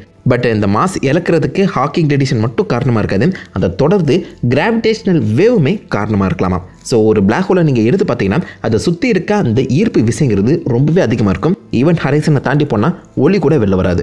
இப்படி இருக்கும்போது 2 பிளாக் ஹோல் ஒன்னோட ஒன்று சுற்றுற அந்த சமயத்தில் அதை சுற்றி இருக்க அந்த ஈர்ப்பு விசைகள் கிட்டத்தட்ட ஒரு அலை போல் அதை சுற்றி ஏற்பட்டுக்கிட்டே இருக்குமாம். ஸோ இதுக்கு நம்ம ஆல்பர்ட் ஐன்ஸ்டீனுக்கு தான் நன்றி சொல்லி ஆகணும். பிகாஸ் அவர் தான் இதுக்கு முன்னாடி ரிலேட்டிவிட்டி மூலியமாக இந்த புவியீர்ப்பு விசை கிராவிட்டிங்கிற ஒரு விஷயம் ஸ்பேஸ் டைமும் ஒரு ஃபேப்ரிக் மாதிரி நடத்திட்டு இருக்கேன். அதாவது ஸ்பேஸ் டைமை நீங்கள் ஒரு துணி மாதிரி கன்சிடர் பண்ணிக்கிட்டீங்கன்னா அதில் நிறைய அதிகமாக இருக்க ஒரு பொருள் அதிகமான டிப்பை ஏற்படுத்தும், நிறைய கம்மியாக இருக்க பொருள் குட்டியான ஒரு டிப்பை ஏற்படுத்தும். ஸோ பிளாக் ஹோலுக்கான நிறை ரொம்ப அதிகமாக இருக்கும்போது அது கிட்டத்தட்ட ஒரு பள்ளத்தையே ஏற்படுத்துதுன்னு சொல்லலாம். ஸோ இந்த மாதிரி ஸ்பேஸ் டைம் ஃபேப்ரிக்கில் அதிகமான டிப் ஏற்படுது. பட் இதுவே அந்த ஸ்பேஸ் டைம் ஃபேப்ரிக்கில் வந்து பார்த்தீங்கன்னா நீங்கள் ஒரு பொருளை டப்புன்னு போட்டிங்கன்னா அது ஒரு விதமான அலையை கூட ஏற்படுத்தலாம். ஸோ இதுதான் கிராவிடேஷனல் வேவ்ங்கிற மாதிரி சொல்கிறாங்க. இந்த வேவ்ங்கிறது ஸ்பேஸ் டைம் சொல்லி 2 இடத்துலையுமே ட்ராவல் பண்ணக்கூடியதாக இருக்கும். ஸோ ஆல்பர்ட் ஐன்ஸ்டீன் அப்போவே சொல்லிட்டு போயிருந்தாரு. அதன் மூலியமாக தான் பிளாக் ஹோலுங்கிற ஒரு தியரியுமே அப்போதைக்கு உருவாக்கப்பட்டிருந்துச்சு. ஸோ அது இப்போதைக்கு நிஜமாலே பிளாக் ஹோலை ஃபோட்டோ எடுத்து உண்மைன்னு சொல்லி கன்ஃபார்ம் பண்ணிட்டோம். அந்த மாதிரி 2 பிளாக் ஹோல் ஒன்னோடு ஒன்று சுற்றும் போது அது ஏற்படுத்துகிற அந்த அதிர்வலைகள் இந்த ஸ்பேஸ் டைம் ஃபேப்ரிக்கில் கிராவிடேஷனல் வேவ் அலை போல் வந்து பார்த்தீங்கன்னா ட்ராவல் ஆகுமா. ஐன்ஸ்டைன் அப்போ ப்ரெடிக்ட் பண்ணும்போது யாரும் நம்பலை. ஆனால் அதுவே செப்டம்பர் 2015 அப்போ laser interferometer gravitational wave observatory, ஷார்ட்டாக லீகோன்னு சொல்லப்படுற ஒரு அப்சர்வேட்டரி ஒரு சின்ன வித்தியாசமான சிக்னலை கண்டுபிடிக்கிறாங்க. இவங்களுடைய குறிக்கோளே கிராவிடேஷனல் வேவ் இருக்கா இல்லைங்கிறதுக்கான ப்ரூஃபை தேடுறது தான். ஸோ அந்த வகையில் இவங்களுக்கு கிடைச்ச அந்த சிக்னல் ஒரு விதமான கிராவிடேஷனல் வேவ் சிக்னல் தான். அண்ட் இந்த சிக்னலுக்கு அவங்க கொடுத்த பேர் GW150914. அண்ட் இதுதான் நம்ம ஃபஸ்ட்டு ரெக்கார்ட் செஞ்ச கிராவிடேஷனல் வேவ் சிக்னல். ஸோ அப்படி இந்த சிக்னலை யார் உருவாக்கணும்னு சொல்லி அந்த ஒரு சர்ச்சை இவங்க எக்ஸ்டெண்ட் பண்ணி பார்க்கும்போது கிட்டத்தட்ட நம்ம பூமியிலிருந்து 130 கோடி ஒளியாண்டுகள் தள்ளி இருக்க 2 கருந்துளைகள் ஒன்னோட ஒன்று மோதி இந்த ஒரு மிகப்பெரிய அதிர்வலையை பார்த்தீங்கன்னா உருவாக்கியிருக்கேன். இப்போ கிடையாது, 130 கோடி வருஷங்களுக்கு முன்னாடியே. அண்ட் அந்த ஒரு சிக்னல் இப்போ தான் நம்மக்கிட்ட வந்து ரீச் ஆகியிருக்கேன். இது 2 விஷயங்களை கன்ஃபார்ம் பண்ணிச்சேன். ஒன்று, இந்த மாதிரி 2 பிளாக் ஹோல்ஸ் ஒன்னுடன் மோதக்கூடியது தான். அண்ட் நட்சத்திரங்கள் மாதிரி பைனரியாகவும் இந்த கருந்துளைகள் ஆக்ட் ஆகுங்கிறத கன்ஃபார்ம் பண்ணிச்சேன். அது மட்டும் இல்லாமல் நம்ம ஐன்ஸ்டீன் ப்ரெடிக்ட் பண்ண மாதிரியே கிராவிடேஷனல் வேவுங்கிறதும் இருக்குதான். ஸோ ஸ்பேஸ் டைம் ஃபேப்ரிக் தாட்டில் இந்த கிராவிடேஷனல் வேவ் அங்கே நடந்தது இங்கே வரைக்கும் அதிர்வலியை ஏற்படுத்தி இருக்குங்கிற 2 விஷயங்களை உறுதிப்படுத்துச்சு. ஸோ 2 பிளாக் ஹோல் ஒன்னோடு ஒன்று சுற்றுற அந்த சமயத்தில் அதை சுற்றி ஏற்பட்ட அந்த அதிர்வலைகள் இந்த மொத்த அண்டம் முழுக்கவே ட்ராவல் ஆகிட்டு இருக்கேன். ஸோ அப்படி அது நிறைய எழுந்து ஒன்றுத்துக்கு ஒன்று அட்ராக்ட் ஆகி ஒன்றா merge ஆகவும் செஞ்சிருக்கு. ஸோ இந்த மாதிரி merge ஆகும்போது 2 பிளாக் ஹோல் சம்மந்தப்பட்ட எல்லா விஷயங்களும் ஒன்றா சேர்ந்துடும். அதாவது 2 பிளாக் ஹோல் ஒரு மிகப்பெரிய பிளாக் ஹோலாக மாறும். ஸோ அப்படி தான் இந்த பேரடைகளுக்கு நடுவில் இருக்க நம்ம மில்கி வே சென்டரில் இருக்க அந்த சூப்பர் மேசிவ் பிளாக் ஹோல்லாம் உருவாகி இருக்குன்னு சொல்லி கெஸ் பண்ணுறாங்க. ஸோ பல பிளாக் ஹோல்ஸ் ஒன்றா சேர்ந்து ஒரு சூப்பர் மேசிவ் பிளாக் ஹோலை உருவாக்கலாம். இல்லை ஒரு பெரிய நட்சத்திரம் செத்து அந்த சூப்பர் மேசிவ் பிளாக் ஹோல் உருவாகலாம். ஃபியூச்சரில் நம்ம மில்கி வே அண்ட் ஆண்ட்ரோமேடா பார்த்தீங்கன்னா ஒன்றா மர்ஜ் ஆக போகுது. ஸோ அப்படி நடக்கும்போது இந்த 2 கேலக்ஸிக்கும் நடுவில் இருக்க அந்த 2 பிளாக் ஹோலும் ஒன்றா ஜாயின் ஆகலாம். அப்படி ஜாயின் ஆகி ஒரு சூப்பர் மேசிவ் பிளாக் ஹோலை உருவாக்கி அதை சுற்றி ஒரு மிக பிரம்மாண்டமான கேலக்ஸி கூட உருவாக்கப்படலாம். அதுக்கு மில்க்ட்ரோமேடான்னு சொல்லி ஒரு பேரை இப்போதைக்கு கொடுத்துருக்காங்க. பட் இது நடக்க இன்னும் பல கோடி வருஷங்கள் இருக்கு. ஸோ 2 பிளாக் ஹோல் ஒன்னோடு சுற்றும் போது கிராவிடேஷனல் வேவ் உருவாகும். அண்ட் அது ஒரு மிகப்பெரிய அதிர்வலையை இங்கே வரைக்கும் உருவாக்குது. பட் அந்த அதிர்வலைகள்ங்கிறது ரொம்பவே மைன்யூட்னு தான் சொல்லணும். ஸோ அது உங்களால் உணரக்கூட முடியாது. இந்த கிராவிடேஷனல் வேவ்ங்கிற ஒரு விஷயத்தை ப்ரெடிக்ட் பண்ண ஆல்பர்ட் ஐன்ஸ்டீனே இதை கண்டிப்பாக யாராலுமே உணர முடியாதுங்கிற ஒரு விஷயத்தை தெளிவாக சொல்லியிருந்தாரு. அதை ரெக்கார்ட் பண்ணுறதே கஷ்டங்கிற மாதிரி பேசியிருந்தாரு. பட் 2014 அதை ரெக்கார்ட் பண்ணி வச்சிருக்காங்க. ஸோ இது ஒரு மில்லி செகண்ட் தான் பார்த்தீங்கன்னா நீடிச்சிருக்கு. அண்ட் அந்த நீடிச்சிருக்க அந்த வைப்ரேஷனை அவங்க சவுண்டாக கன்வெர்ட் பண்ணும்போது இந்த குருவி கத்துற மாதிரி சவுண்டு கேட்குது பார்த்தீங்களா? இந்த மாதிரி தான் நீங்கள் டெக்னிக்கலாக ஃபீல் பண்ணியிருப்பீங்க. பட் ஸ்பேஸில் சவுண்ட் ட்ராவல் ஆகாதில்ல. சப்போஸ் இந்த கிராவிடேஷனல் வேவை நம்மளால் உணர முடிகிற அளவுக்கு ஸ்ட்ராங்காக இருந்துச்சுன்னா எப்படி இருக்கும்னு நினைக்கிறீங்க? ஒரு ஸ்ப்ரிங் போல் உங்கள் உடல் நீட்டி மடக்கப்படும். அந்த வேவுக்கு ஏற்ற மாதிரி நீங்கள் சப்பையாகி நீட்டமாக மாறிக்கிட்டே இருப்பீங்க. ஸோ இது ஒரு ஸ்பிளிட் செகண்ட் தான் நீடிக்கும். பட் அந்த செகண்டுங்கிறது உங்களுக்கு பாசிபிளி 1 நிமிஷமாக ஃபீல் ஆகலாம். ஏன்னா அந்த gravitational wave space and time சொல்லி 2த்தையுமே ஸ்ப்ரெட் ஆகுது. சரி, இந்த 2 பிளாக் ஹோல் ஒன்றா சேர்ந்துச்சுல, அதனால் பெரிய பாதிப்பு எதுவும் ஏற்படாதான்னு கேட்டிங்கன்னா ஒன்றும் பெருசாக இருக்காதுன்னு சொல்கிறாங்க. லைக் அந்த பிளாக் ஹோலோட ஈவென்ட் ஹாரிசன் பெருசாகும், பிளாக் ஹோலே அதோடைய சைஸை பெருசாக்கிக்கும். அண்ட் இந்த 2 பிளாக் ஹோலோட அந்த மேக்னெட்டிக் ஃபீல்டுங்கிறது ஒன்னோட ஒன்று பார்த்தீங்கன்னா இணைஞ்சு ஒரு வித்தியாசமான சுழல் காட்டுற மாதிரி உருவாகும்னு சொல்கிறாங்க. Like magnetic field vortex. And அதிகப்படியான காமா ரேடியேஷன் இந்த மர்ஜர் அப்போ பார்த்தீங்கன்னா வெளியிடப்படலாம். அண்ட் இந்த காமா ரேடியேஷனை இந்த வார்டெக்ஸ் வந்து பார்த்தீங்கன்னா பூஸ்ட் பண்ணிவிடும். அந்த காமா ரேடியேஷன் வர இடத்துல பூமி இருந்துச்சுன்னா டெக்னிக்கலாக பூமி சிக்கன் தந்தூரி தான். பட் ஆப்வியஸ்லி இது நம்ம பக்கத்தில் நடக்கலாம். இந்த மாதிரி நடக்கிறதும் ரொம்பவே ரேரான ஒரு விஷயம். ஸோ வழக்கமாகவே 2 பிளாக் ஹோல் ஒன்னோட ஒன்று சுத்தம் இல்லைனா ஸ்லிங் ஷாட் பண்ணி பிளாக் ஹோலை என் பக்கத்தில் வராதுன்னு சொல்லி தூக்கி தூரமாக போட்டுரும். இதுதான் மோஸ்ட்லி நடக்கிறது. டைரெக்டாக மோதிருந்துங்கிறது ரேர். அண்ட் அதை இந்த லிகோ வந்து ரெக்கார்ட் பண்ணது ரொம்பவே அரிதான விஷயம். ஆனால் அதில் வருத்தம் என்னன்னா பிளாக் ஹோலுக்கு வெளியில் நடக்கிற விஷயங்களை நம்மளால் பார்த்து ரெக்கார்ட் பண்ணி அதை பற்றி ரிசர்ச்சும் பண்ண முடியுது. அண்ட் இப்படி நடக்க போதுங்கிற ஒரு விஷயத்தை ஆல்பர்ட் ஐன்ஸ்டீன் பல வருஷங்களுக்கு முன்னாடியே சொல்லியிருக்காரு பார்த்தீங்களா? அந்த மூலையை பாராட்டி தான் ஆகணும். பட் அதை தாண்டி வெளியில் நடக்கிற விஷயங்கள் நமக்கு தெரிஞ்சாலும் உள்ளே என்ன தான் நடக்குது, பிளாக் ஹோலுக்குள்ளே இந்த மர்ஜ் மூலிமா என்ன மாதிரியான மாற்றங்கள் ஏற்படுது, உண்மையிலே பிளாக் ஹோலுக்குள்ளே என்ன தான் இருக்குங்கிறது இப்போ வரைக்கும் ஆராய்ச்சியாளர்களுக்கு மண்டியை சொரிய வைக்கக்கூடிய ஒரு கேள்வியாக தான் இருக்குது. ஒரு நாள் இல்லைனா ஒரு நாள் உள்ளே இருக்க விஷயம் நமக்கு தெரியாமலே போயிடும். அப்பா பிளாக் ஹோலோட சாப்டர் க்ளோஸ் ஆகிடுமா அப்படின்னு நீங்கள் வந்து கேட்டிங்கன்னா, அதில் ஒரு கெட்ட விஷயமும் இருக்குது. பிளாக் ஹோல் நம்மளுக்கு எந்த திங்குமே செய்யலை, நமக்கு ஏகப்பட்ட நன்மைகள் தான் செஞ்சிட்ருக்கு. நம்முடைய மில்கி வேக்கு நடுவில் வந்து பார்த்திங்கன்னா ஒரு பிளாக் ஹோல் இருக்குது. அதுதான் இந்த மில்கி வேவை கொஞ்சம் ரன் பண்ணுறதுக்கு ரொம்பவே ஹெல்ப்ஃபுல்லாக இருக்குன்னு கூட சொல்ல முடியும். எல்லா கேலக்சிஸ்க்கும் மத்தியில் இந்த பிளாக் ஹோல் வந்து பார்த்திங்கன்னா இடம் பெற்றிருக்கலாம். எல்லா கேலக்சிஸ்க்குமே எல்லா பேரடைக்குமே ஒரு வகையான உயிராக இருக்கிறது இந்த பிளாக் ஹோல் தான். ஸோ அப்படிப்பட்ட பிளாக் ஹோல்ஸ் இந்த யூனிவர்ஸ் இந்த அண்டத்துலேருந்து மொத்தமாக அழிஞ்சதுன்னா இந்த அண்டம் அதுக்கப்புறம் மொத்தமாக காலியாக தான் இருக்கும் சொல்லி பார்த்தீங்கன்னா ஒரு தியரி வந்து போயிட்டு இருக்கு. ஸோ கேலக்சிஸ் இல்லைனா ஸ்டார்ஸ் கஷ்டம், ஸ்டார்ஸ் இல்லைனா பிளானட்ஸ் கஷ்டம், அண்ட் பிளானட்ஸ் இல்லைனா உயிர்கள் கஷ்டம். ஸோ இந்த மாதிரி எல்லாமே ஒன்றுக்கு ஒன்று டிபெண்ட் ஆகி தான் இருக்கு. பிளாக் ஹோல்ஸ் கருந்துளைகள் மாதிரியே மக்களுக்குள்ளேயும் ஒரு நன்மையும் இருக்கு, தீமையும் இருக்கு. நாம் எப்படி அதை வந்து எடுத்துக்கணும் அதை பொறுத்து தான் நம்முடைய வாழ்க்கையை அமையும். This is unsigned signing off.